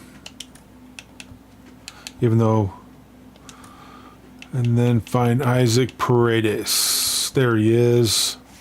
All right, so we got a new guy. So we're down to only 3 guys left that aren't part of the team. And only Acuna is the only other guy that's going to be removed because I think there's only one more fielder, and that's going to be Conforto, and he'll go to right field. Dang it, Shadow.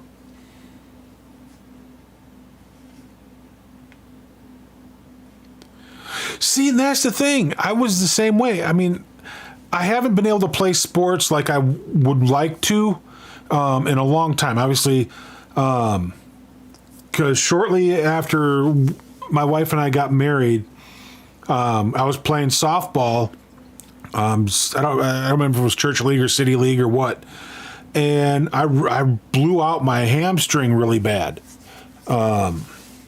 and so basically I just pretty much just stopped playing sports at that point, you know, because I was like, I'm not taking a chance of doing that again because I was missing work because of it and whatnot. And, you know, and at 51, you know, right now I'm 51. Back then I was 29. And so it kills me that I don't get to, you know, that I'm not playing sports because I'd love to play softball and stuff. Oh, dude. Not good. Good night, Shadow.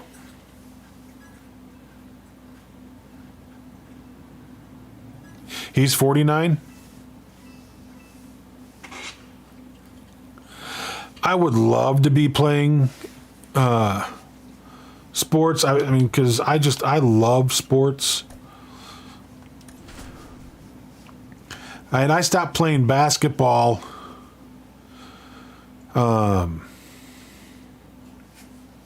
Just shortly after I moved here, because there was no place for me to really go play or people for me to play with. They didn't have not that I was aware of. I mean, because when I moved down here over to one area, met my wife, we got married, I moved to where she was living, and it was a small community. There wasn't very many people, you know, so there wasn't really any basketball. All I could get on was softball, and then I blew out my hamstring. And at that point, I was like, "Yeah, nope. I've got to, you know, because at the time I was a line chef at was it Cracker Barrel, and so, you know, if I can't step properly, you know, when I'm working, I'm in trouble because, you know, there's a lot of grease and other things that get on the floor and whatnot. So I basically just cut it all out at that point, as far as being able to go out and play, because all I had was softball. And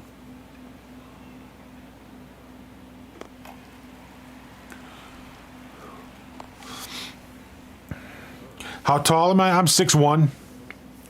Used to be 6'2". I've shrunk an inch.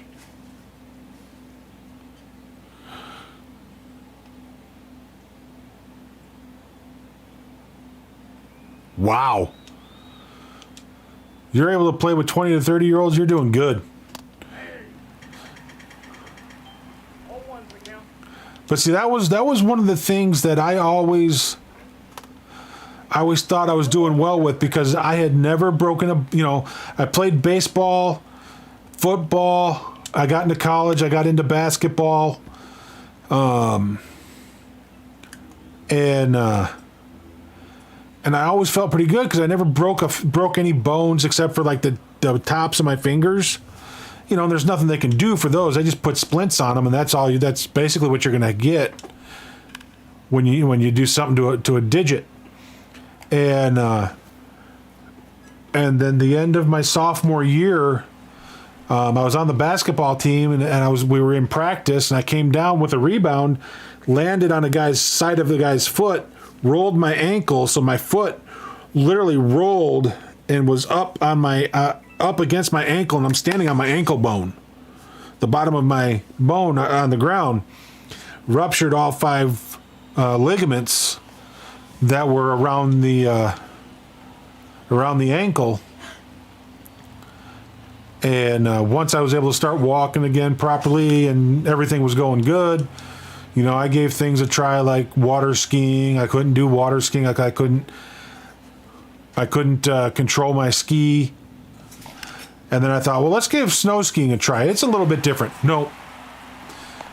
It took me all day to get down one mountain in Colorado. Literally.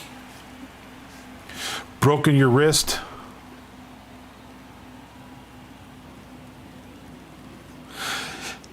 I hadn't either. I mean, the ankle was the worst thing I did in college. And then after college, you know, I met my wife, we got married, and that's when I ruptured my hamstring, which shortly after, you know, I don't remember if it was like the next summer, because I was playing softball, and that's when it happened. And then 2018 did that to my knee, and ever since it's just been downhill. Because I ended up in the hospital after 8 weeks with blood clots in my lungs and pneumonia at the same time. I was released after a couple of days, and then a week later I was back in the hospital because my pneumonia went from one lung to the other. And so they kept me over, you know, for like 5 days before they let me go. And it's just been one thing after another.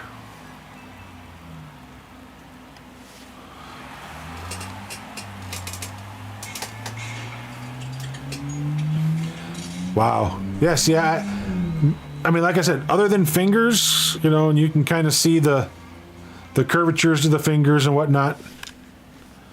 You know, other than fingers, I'd never done any damage to any part of my body.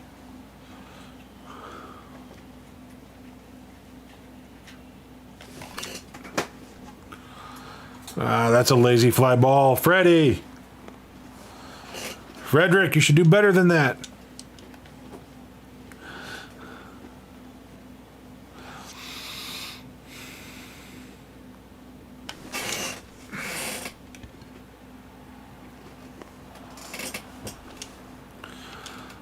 So it's, you know, it's just been one of those.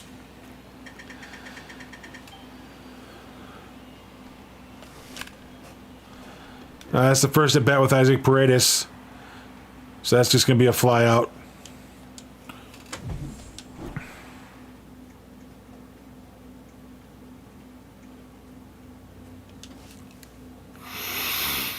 Oh, shoot. I keep forgetting to get these guys in the... So we're going to get Rogers and Reyes up and warming up. That way we'll do Cesa and Gallegos.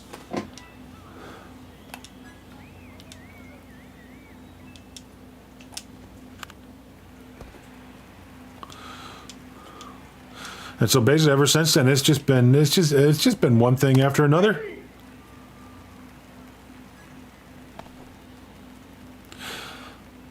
See, I had never had stitches. They used staples to close my knee.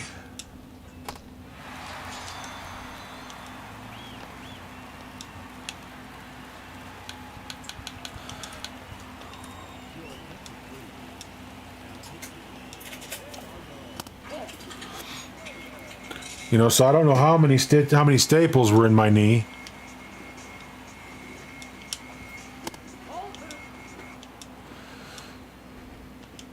That's what you get for not paying attention.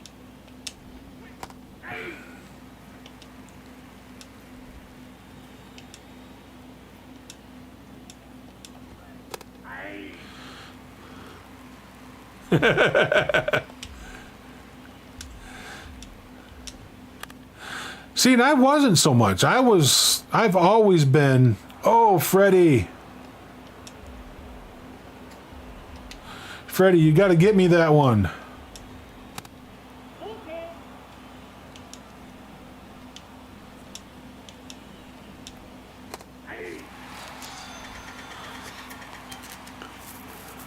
I got lucky when I was a kid. We lived in this little subdivision out in Orland Park at the time, and I was getting ready to go into or just finished up kindergarten. I mean, that's how young I was. And you know, they had this dirt mound in the neighborhood, you know, as they were still building more homes and whatnot. And, you know, as kids, we would ride up to the top of it, and then some of the kids would ride down it. Well, I got up to the top of it, and I had some older kid, some bully, shove me down it. How I managed to keep my bike upright and not fall or anything like that, because like I said, I was 6. Maybe, I don't think I had reached 7 yet. I think I was 6 years old when that happened, and I was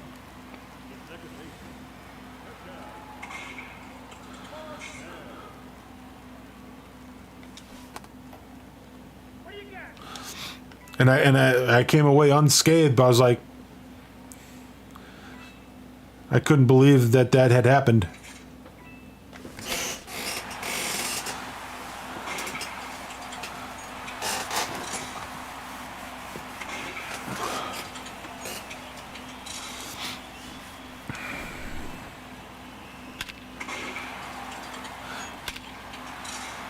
I did end up with a broken nose in high school.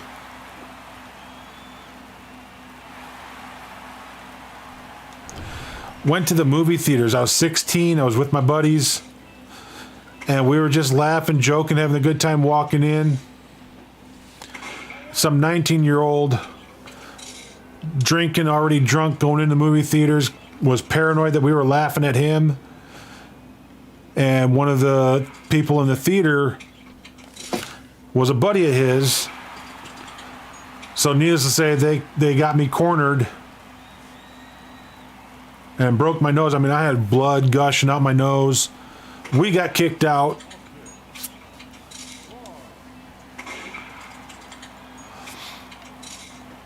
For, you know, for their actions.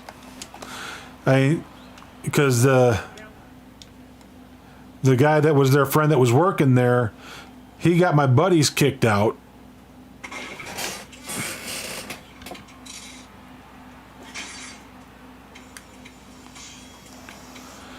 And that's when they came to get me, or he came to get me, and he got me cornered by his buddies.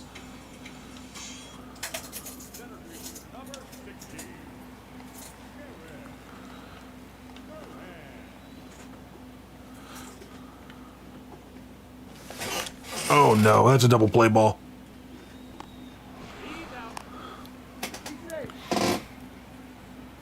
But that's about the worst that happened to me growing up. At least that I can remember.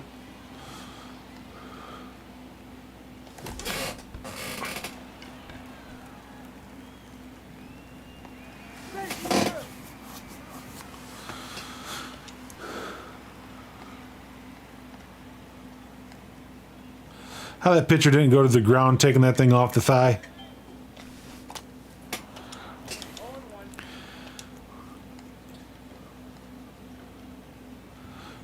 And like I said, growing up, I was fairly lucky. I didn't.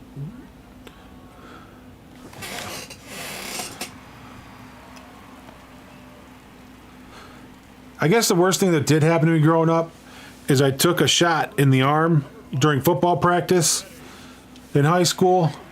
And every practice and every game, that same spot kept getting hit. And my arm would go whatnot. And so I went to the trainer, explained to him the situation, what was going on. He just told me it was calcium deposit, not to worry about it and go on. At the end of the season, my folks took me to a specialist, and it turns out I actually had scar tissue running through the nerve and muscle fiber of my arm up in here.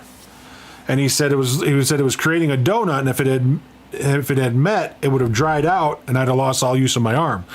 So I guess that was the worst thing in high school that ever happened to me, besides the broken nose.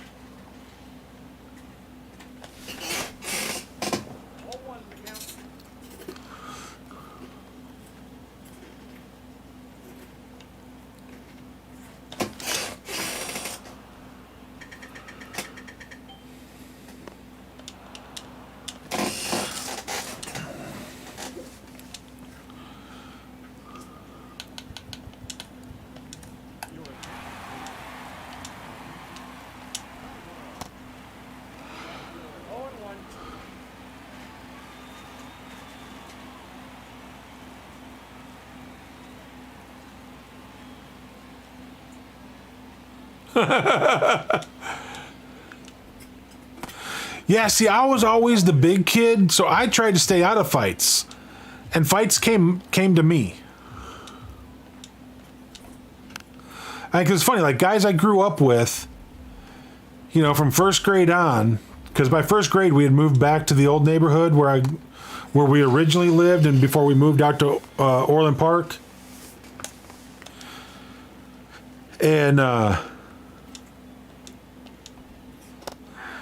And friends of mine, you know, the guys I thought were friends or buddies of mine, they'd come up to me in the locker room, you know, either before or after gym and try and pick a fight. I remember this one guy came up and he started hitting me in the stomach and everything. And I finally just had enough of it, and I just hauled off and just nailed him right in the face, right in the nose. And just as our gym teacher came back into the locker room, and he's like, "Both of you in my office now."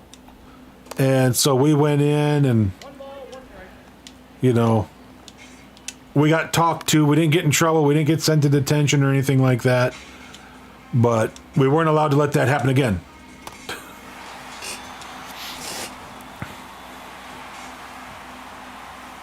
Evergreen blew up. See, I was born in Clarendon Hills, actually out in Naperville, Edwards Hospital in Naperville. Grew up in Clarendon Hills, but we moved for a year and a half to Orland Park because my dad worked for Sears in Oak Brook, and they were supposed to transfer him to the Sears in Orland Park, and he's going to go become management for that store. That transfer never came through, so we moved back, and he never had left the store in Oak Brook, so we just moved back to the area. Bought the house across the street from that we originally had, and which was a little 1-bedroom, living room, kitchen, bathroom house that my dad added a back room onto and a whole second level, and that's where I grew up.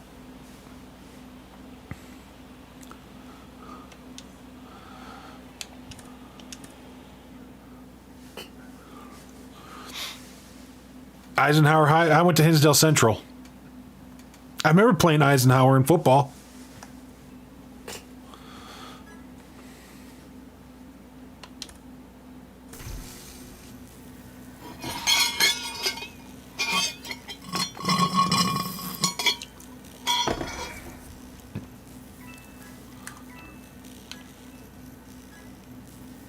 Oh, good. That's repeatable. Nice. That 2500 is repeatable. Awesome. I did not know that.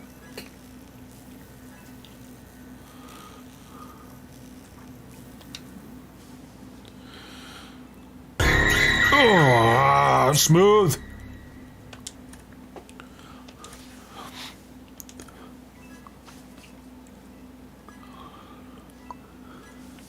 I still need to get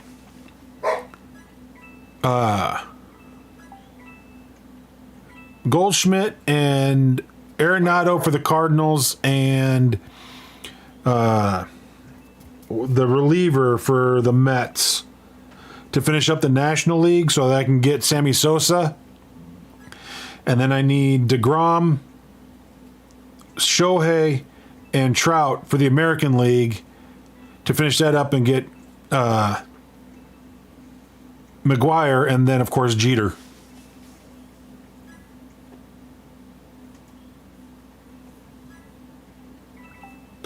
Yeah, I mean, so basically you would have been 2 years ahead of me, so you'd have been a senior when I was a sophomore, which is the last year I played football. Because we played like LaGrange, Eisenhower, I think Hinsdale South, just because it was our other rival school. I graduated in '89. So yeah, you were 2 years ahead of me.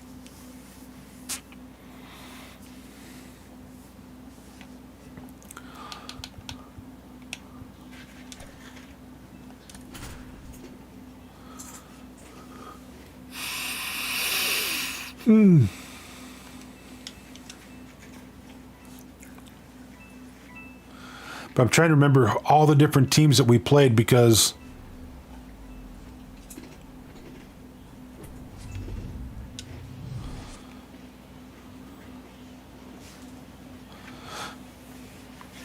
you know, you'd have thought we'd have played like Westmont and Downers Grove, and like Naperville and all those guys, but we didn't. We played towards the city. We had LaGrange, like I said, LaGrange, Eisenhower.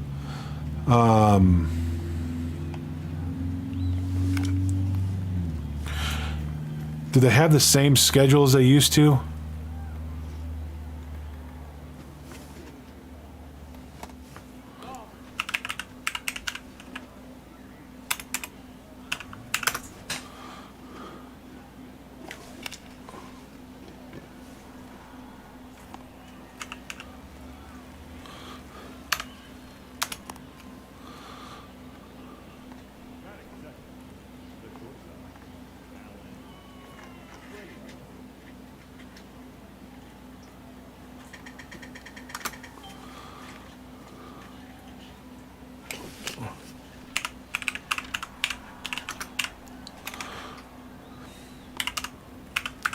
See, this is one of my problems. I get too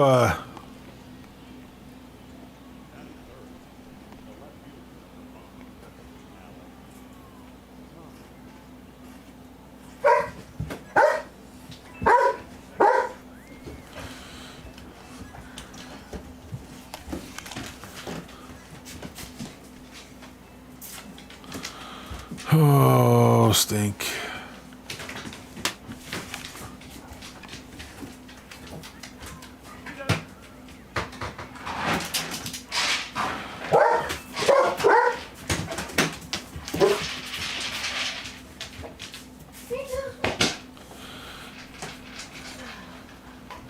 Yeah, Proviso West was another one. Glenbard West.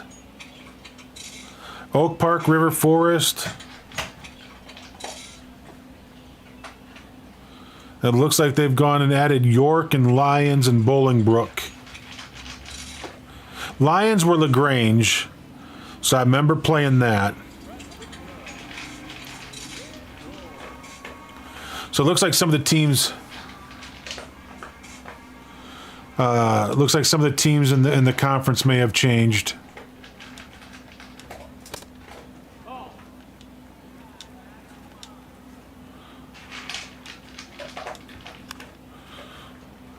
Marist, yeah. Or otherwise.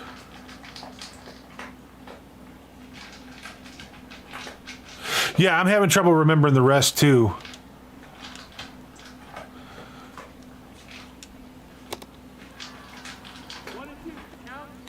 Because see, the schedule I'm looking at for Hinsdale right now only shows 1, 2, 3, 4, 5, 6 games. I know we played more than 6 games back then.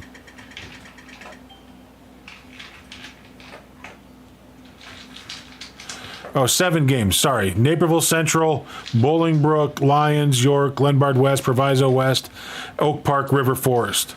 That's who they're showing. I don't remember if those were all the teams. I think Bolingbrook is new. I don't remember playing Bolingbrook growing up. I think instead of Bolingbrook, If I remember correctly, instead of Bolingbrook, we did Eisenhower. If I remember correctly.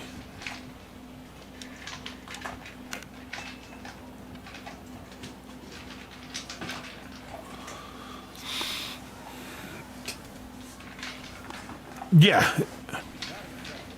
Yeah, Proviso East, yeah. Yeah, we did East and West.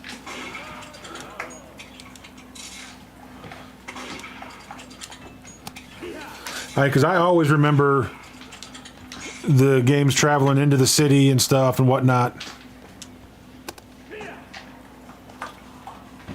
Oh, with you. No, that's down. Ball. So I can't remember if Naperville was on the list of teams that we always played back then or not. It's been 30 plus years.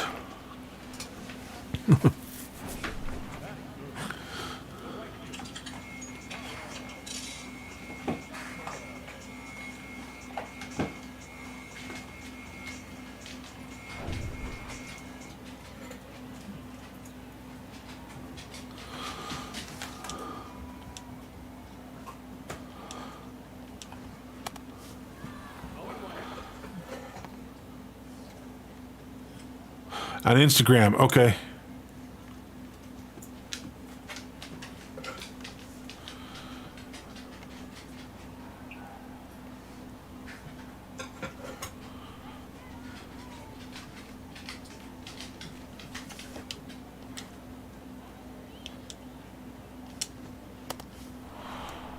No balls, 2 strikes.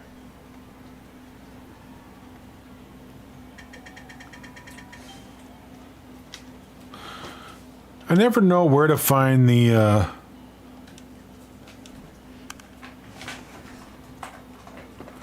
messages.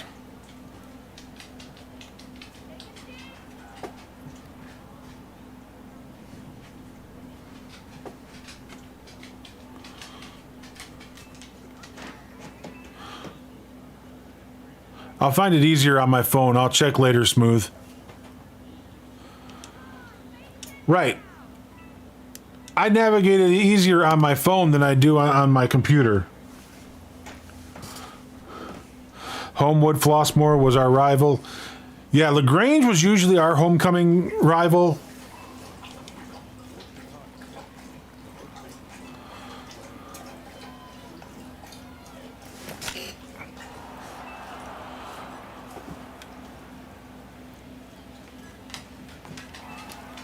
Man, you can't hit it like that and then have it drop at the wall.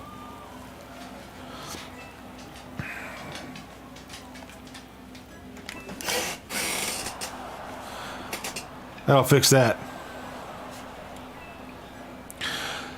Yeah, because I mean, I remember our freshman year, we were playing, because I played on the B squad, because for Hinsdale to be on the A squad,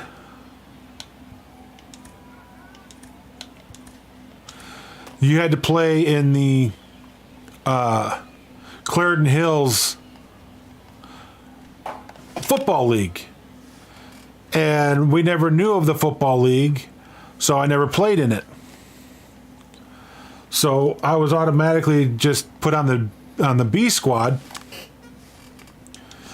And I remember we were playing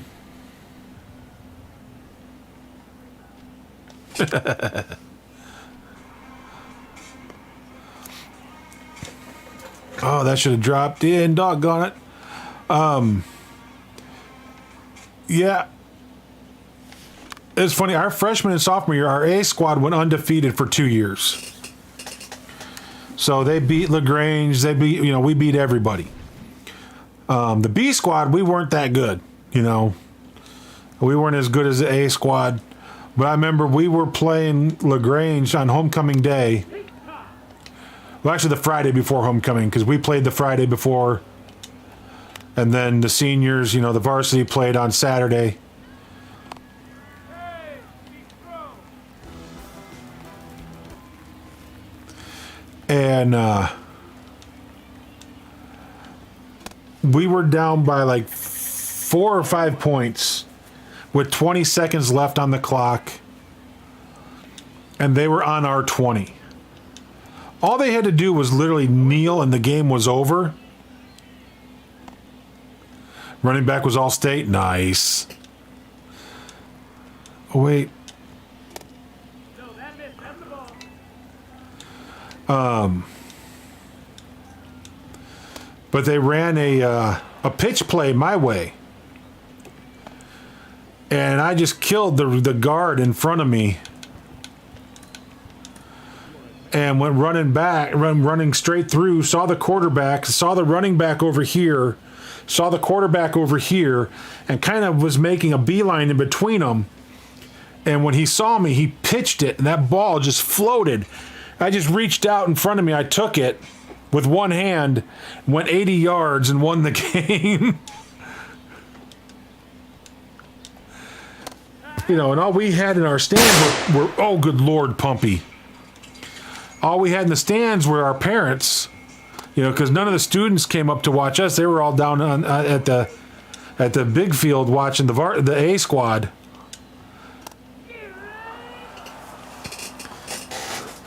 And our folks just erupted. Yeah, that was pretty sweet. Because I remember looking over my shoulder at one point while I was running, and I saw a buddy of mine.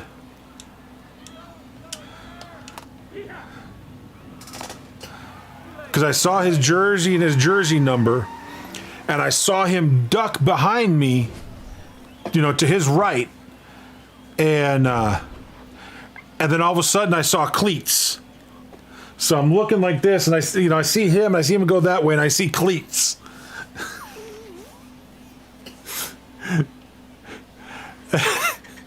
It was the greatest sight I'd ever seen.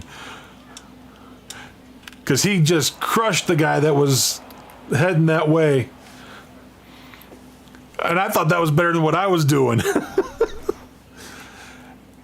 And my mom, after the game, my mom was like, why were your coaches yelling at you to get out of bounds? I go, I have no idea. I didn't hear them. I had one goal in mind, the end zone.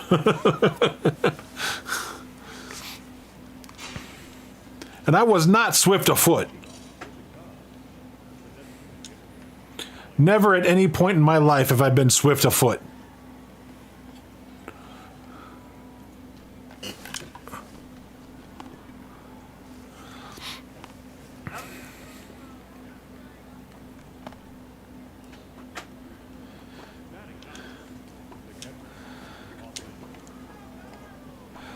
But that's literally the only game I remember from the 2 years I played.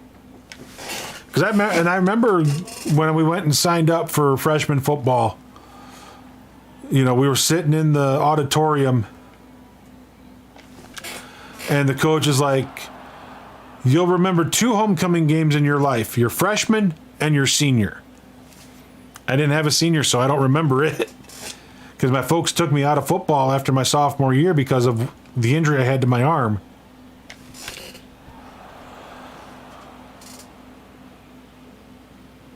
Man.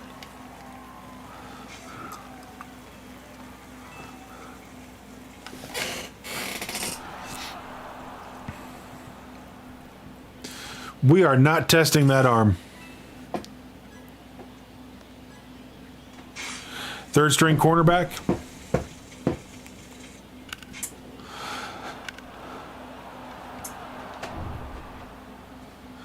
Well, you know, my folks basically told me I couldn't play anymore.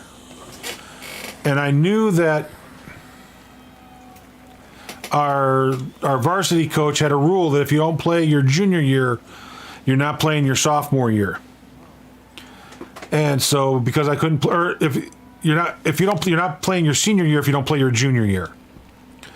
And so I didn't play my junior year, but everybody kept coming to me, everybody on the team kept asking me to come out, and I'm like, guys, I didn't play last year. You know that. And you know that he's got the rule that if you don't play your junior year, you don't play your senior year. I said, if you can talk to him and he will waive that, I'll come back.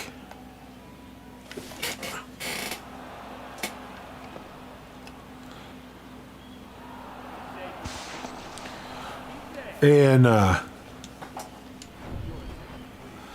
you know, because I told my folks, I said, look, everybody wants me to come back. I want to play some more football. And they're like, well, there is a pad that we could have gotten you, and we just decided not to. And I'm like, really? I said, the whole problem right now is I didn't play my junior year.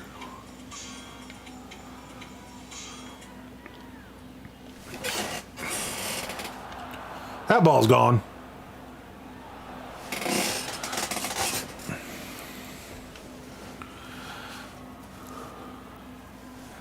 And so, unfortunately,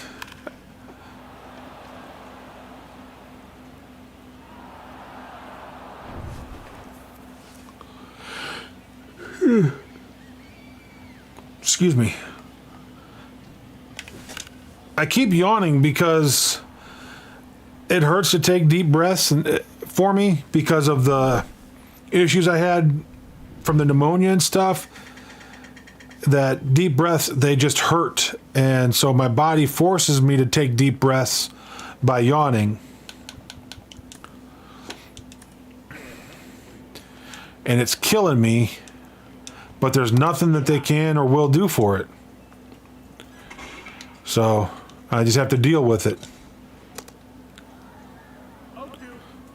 You was just too small?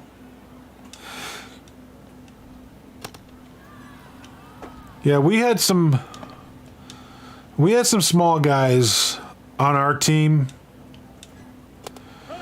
And I remember our sophomore year, one of the smaller guys that was a cornerback got into a scuffle with a freshman who was much bigger than him. And the freshman had knocked our cornerback down and was standing above him, you know, jaw-jacking at him. And I saw that, you know, because it was a freshman, we were having a freshman-sophomore game. And when I saw that, I took off running and I nailed the kid. And he was laying on the ground. I stood over him like he was standing over one of the other guys from my sophomore team. And I stood over him and I said, you don't want to be doing that. Trust me.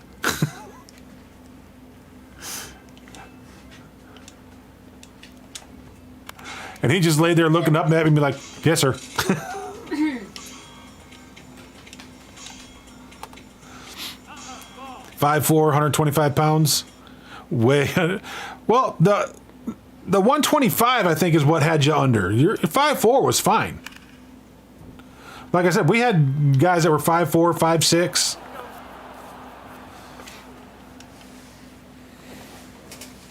And they were some of our starters. But they were quick. You know, they were really quick.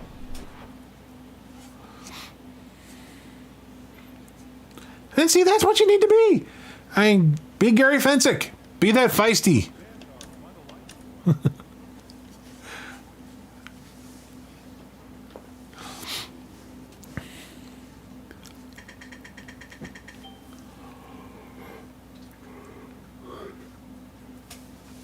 I mean, Fensick wasn't that tall. I mean, he may have been 6 foot. I mean, the funny thing is, when you're watching athletes on TV, they don't look to be as tall as they actually are.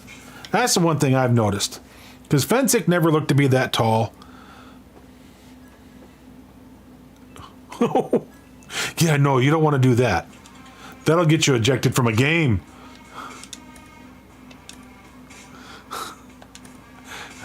That's an automatic. See ya.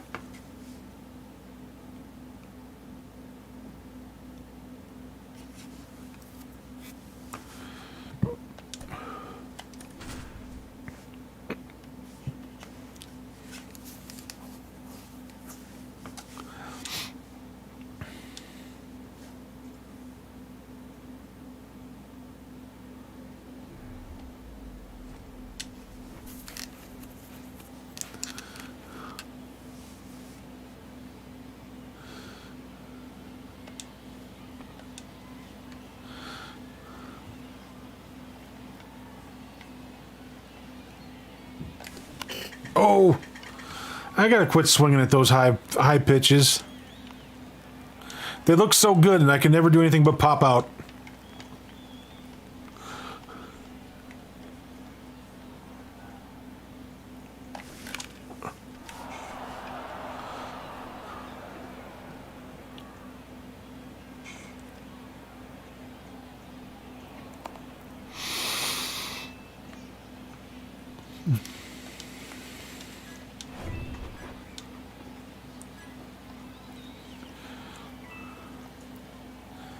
If that pitch had been a little bit higher, that'd have been nothing but a pop out.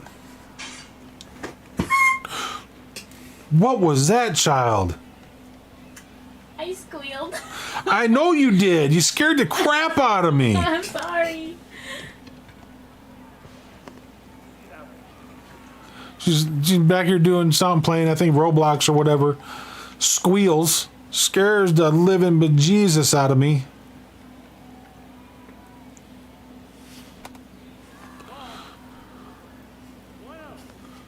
Yeah, the wife is getting ready to go to a Girl Scout meeting. Leader meeting, that is.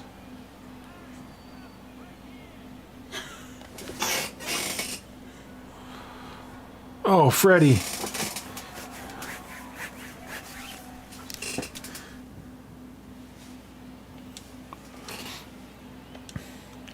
Perfect opportunity to score some runs, and we didn't.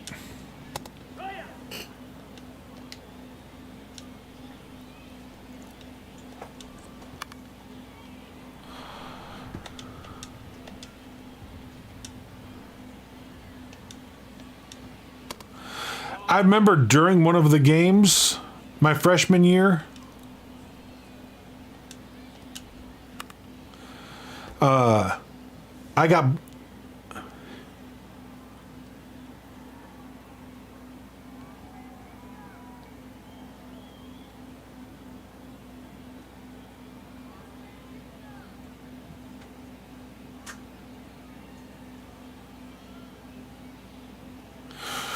No, they wouldn't be too happy to hear that. I got away in my freshman year with a big old face mask. I remember this play clear as day because I couldn't believe I got away with it. I got blocked out of the hole. So I hit the guy in front of me and he got me turned and opened up this big lane for the running back. And when I saw the running back coming, I jumped up onto the guy's shoulder pads, reached over, grabbed the running back's face mask, and slung the kid backwards 3 yards with one hand. And I did not get called for it. The kid popped up. He's like, "That was a face mask. How do you not call that?" And the refs were like, "We didn't see it." I guess it was literally in the middle of the line. He was literally in the middle of the line when I did it. But how they could not have figured that that's what happened.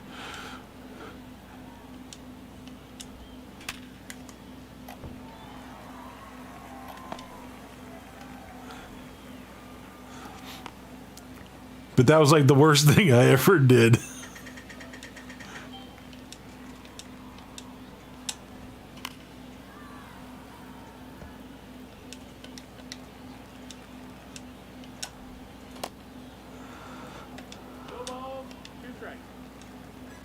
Sounds like a personal problem.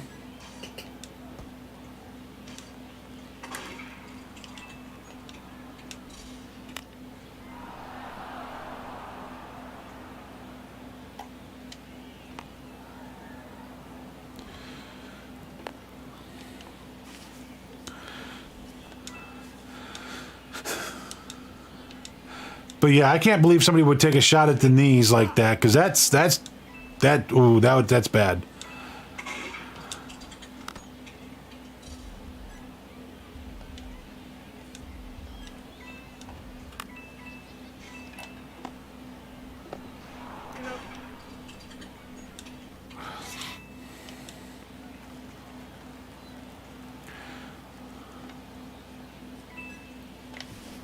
Oh, nice slider.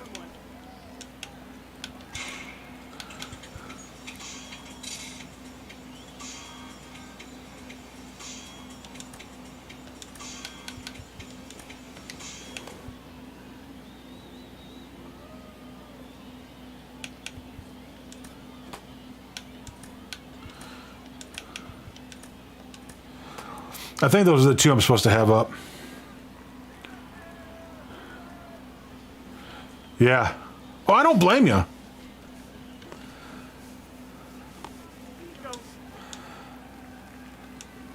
I mean, because knees are not the strongest joints to begin with.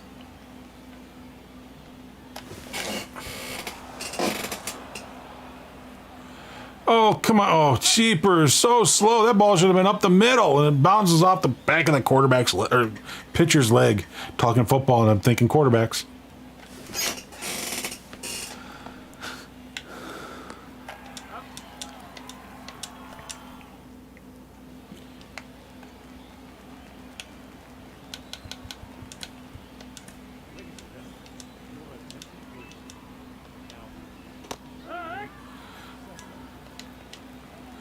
Yes, I mean, I can't blame you. It's just... Ouch. And I had a guy... Oh, crap.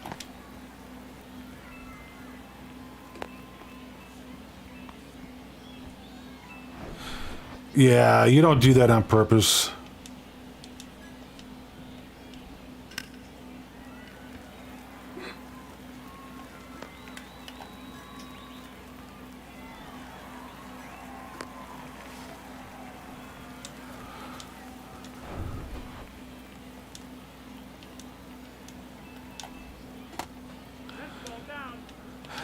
Because I did have one of my teammates. He, we worked every day on drills. It was always him and I that got paired up. And because he was our best offensive and defensive lineman. Yeah, cheap move. You're right. That's a cheap move. And so when we were practicing, he got frustrated with me because I kept making him really work for him to be able to do anything that he wanted to do against me. And next thing I know, he threw an uppercut on the next practice play straight up into my chin and knocked me flat on my butt.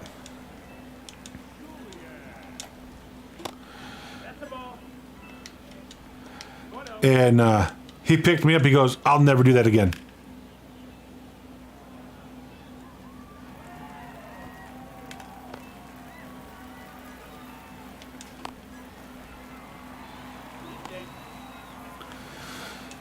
Yeah, it looks like we're going to lose this one.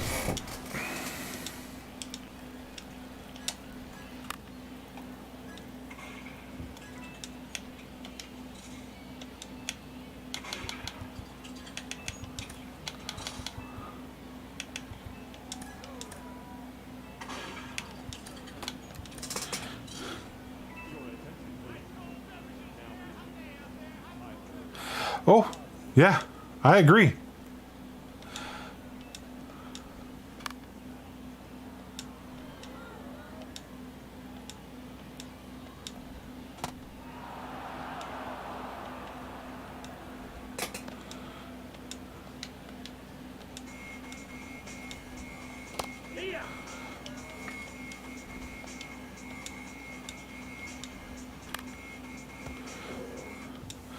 Yeah, because you take out the knees, you have no, I mean, one, that could damage the knees, but then you have no way of knowing how the player that you're taking out is going to land.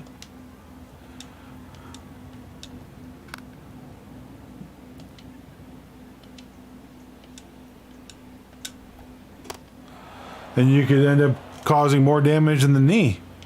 I mean, what if you make him land on the back of his head, break his neck or something? Yeah, you don't do stuff like that. That's BS.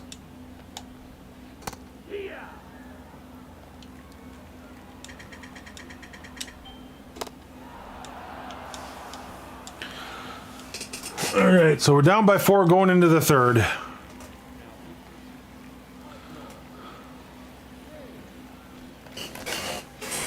Not a good start.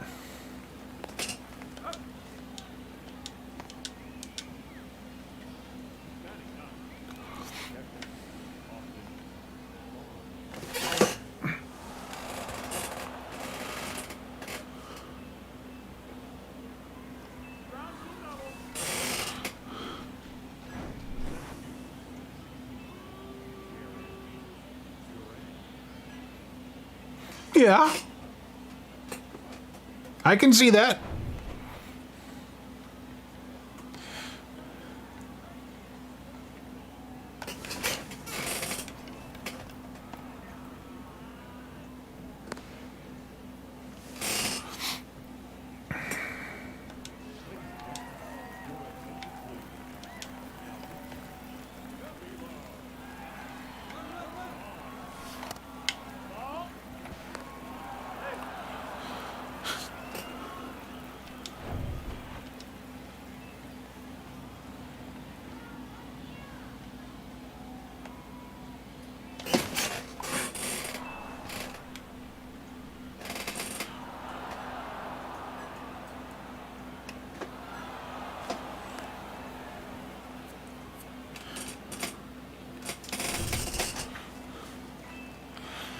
And I've always had the rule, you don't start it, but you can finish it.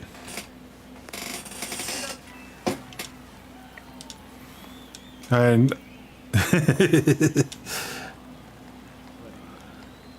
I've even told that to my girls. I said, if you ever get in trouble, you get in anything at school, you better not start it, but you better doggone well finish it.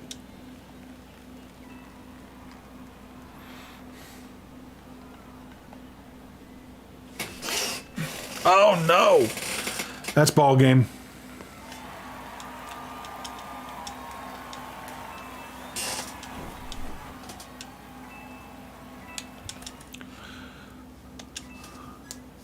That's our first loss of the day.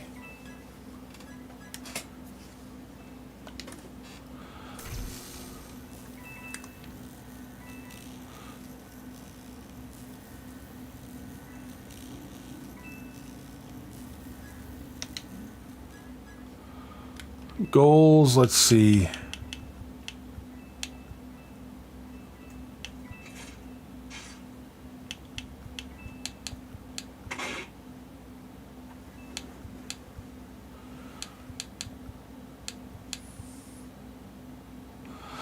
I thought there was record 20 stolen bases. I'm at 9 of 20.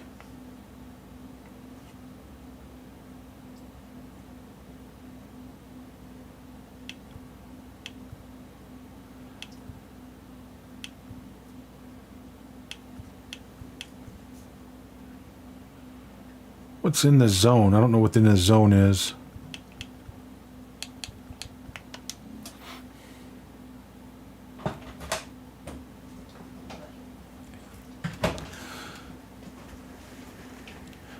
I've got the Irish temper, so I understand.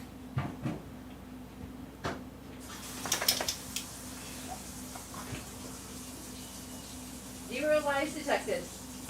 Huh? Zero lies detected. My wife being funny. 0 lies detected.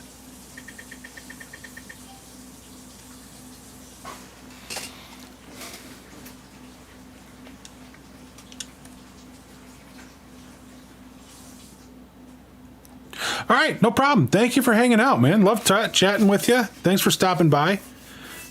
Why, hello there. And Prince! Yeah, she definitely does. We've been married 25 years. She better. What'd he say? Your wife definitely knows you. Yep. I do. Like I said, 25 years. No, almost 26. Right? Almost. Almost. Bye. I'll see you sometime. Yeah, be Okay, careful. bye. Have fun. I will. Love you. Love you. I have no idea how long it'll be, but Okay. just return town. Right. Bye, little dude. I didn't see him. So Yep, she definitely does. Prince, thank you so much for that resub hype. Sorry, wife is leaving at the same time, so you know, that kind of took precedence. When Daddy's done streaming. And tell you But how are you doing, brother? when you're done streaming, she's supposed to vacuum The kitchen. side. Okay. I heard that earlier. Alrighty. Just making sure. You're just eating right now? All right, dude. Yeah, we're not going to be on much longer. I don't know, maybe one more game, and then we're going to be off and be back on tomorrow morning, 10 a.m. Tomorrow morning, 10 a.m. with some more Star Wars, Jedi Survivor, and then 4 p.m. with some more MLB The Show, and then see where we end up. Because Wednesday will be a late start because I have more physical therapy for my elbow. Thursday we don't stream, and Thursday is Star Wars Day, guys. So hopefully you'll have a wonderful May the 4th on Thursday, even though we won't be streaming that day.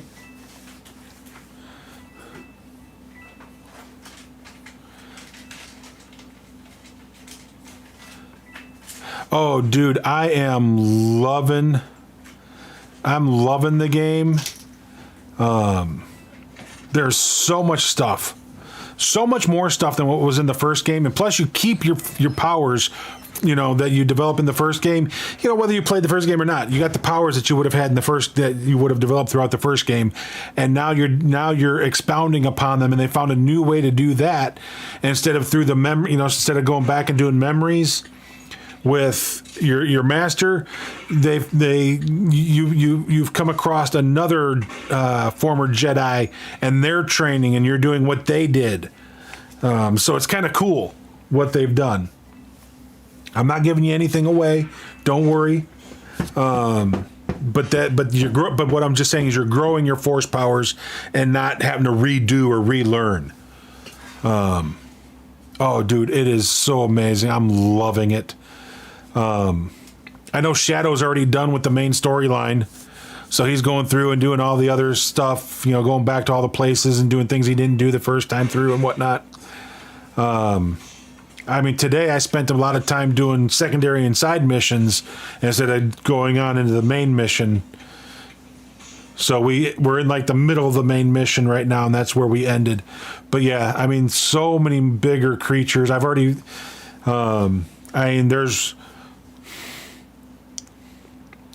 I'm not going to tell you where, but I don't think I'm giving anything away by telling you what is in. Do you want me to tell you what creature I came up against or not?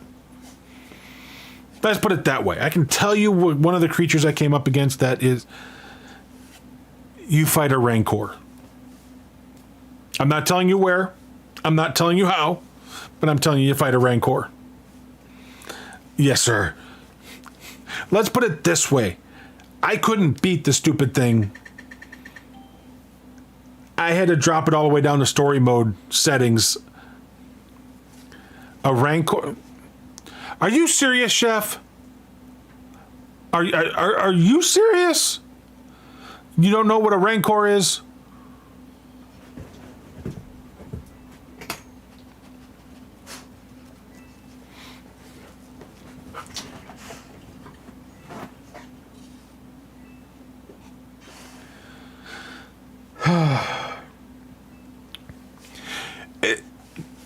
Chef, we got to get you to watch these movies, dude. We really do.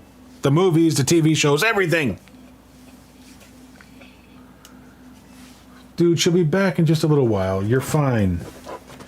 He hates it when my wife leaves. He literally hates it. He's sitting here whining because she left.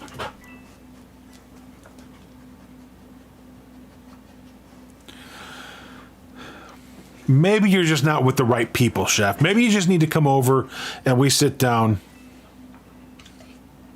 It's no Gorog. You just need to come over, we sit down together and watch them and just have a good time.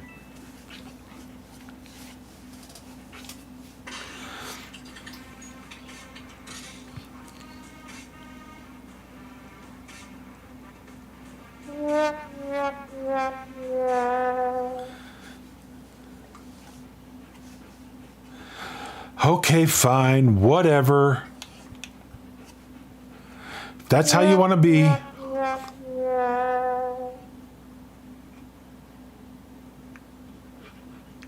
And the last, now when you say the Avengers, you're talking Endgame and that?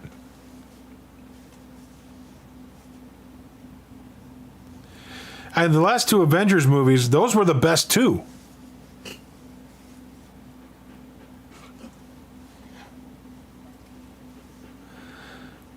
Is that the little short stories ones?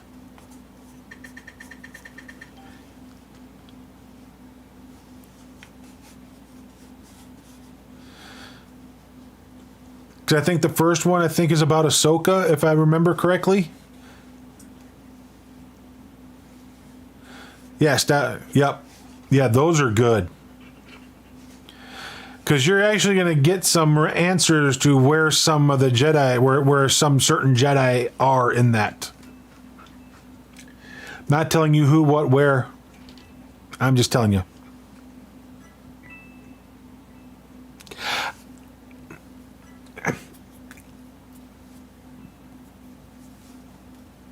But are you watching every baseball game or just the Orioles game?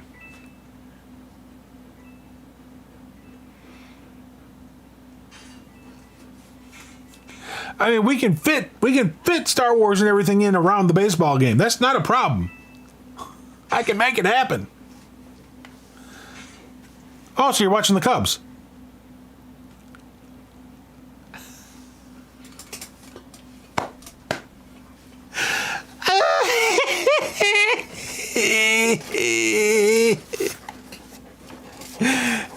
Oh, dude, forehead hurts.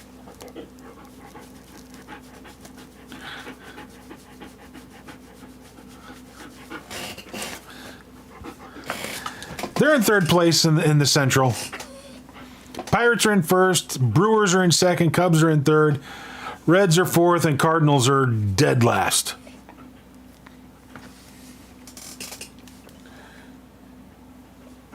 Hey, kiddo, Huh? has he been fed? I don't know. Check with your mama, and if not, can you go feed him? That might be his problem.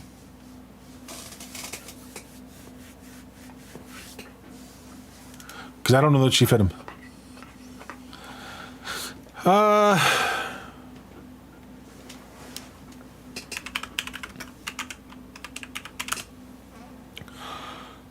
Cubs are 14 and 13.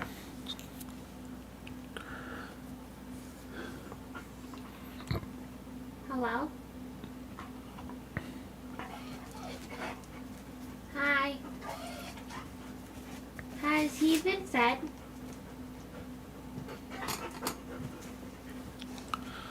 Has Baker been fed? Okay, then I don't know what he wants.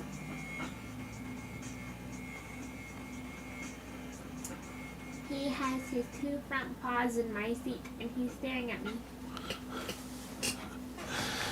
So, I mean, we didn't have a terrible April. Oh my goodness. We didn't have a terrible April. I don't think we've played yet today. We play Washington Nationals today or tomorrow.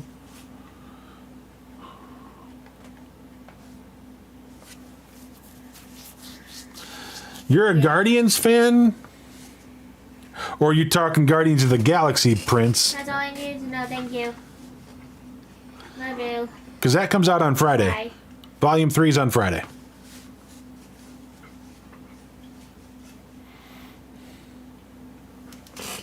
So he's been fed? Yeah. Okay. I'll play with you when I finish this round. I just got murdered, okay? I got test out on the thingy. He might have to go, you know. Well, he's got to wait for me to finish. I'm just about done. Yep, so we're going to have to call it here because somebody's got to go OUT. So let's see who we can take it to.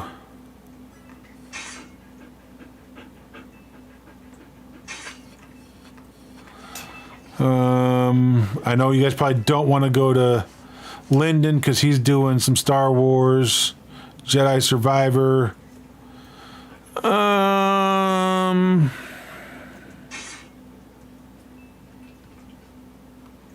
Dad's Backlog is doing retro if he's still on. Looks like he's doing some pinball.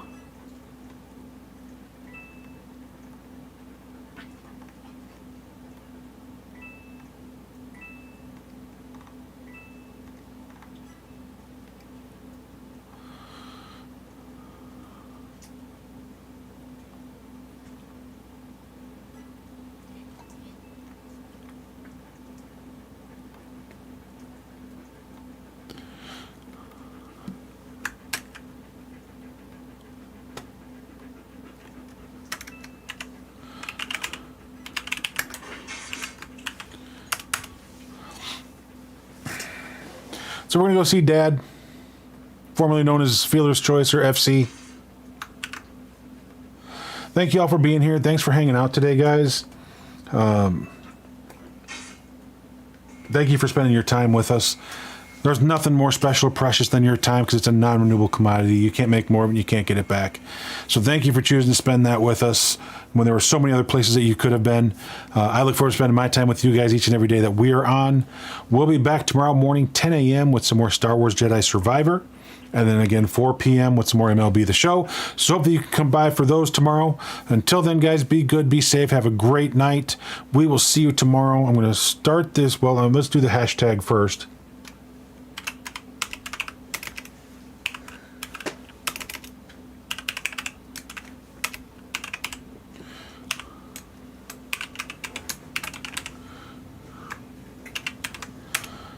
Copy that, put it in his channel when you get over there one time. Let him know that you came over with us.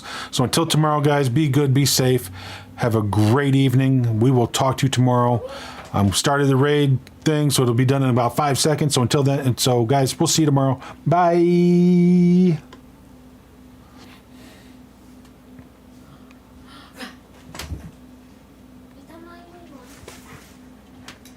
doesn't want to play. I think he wants to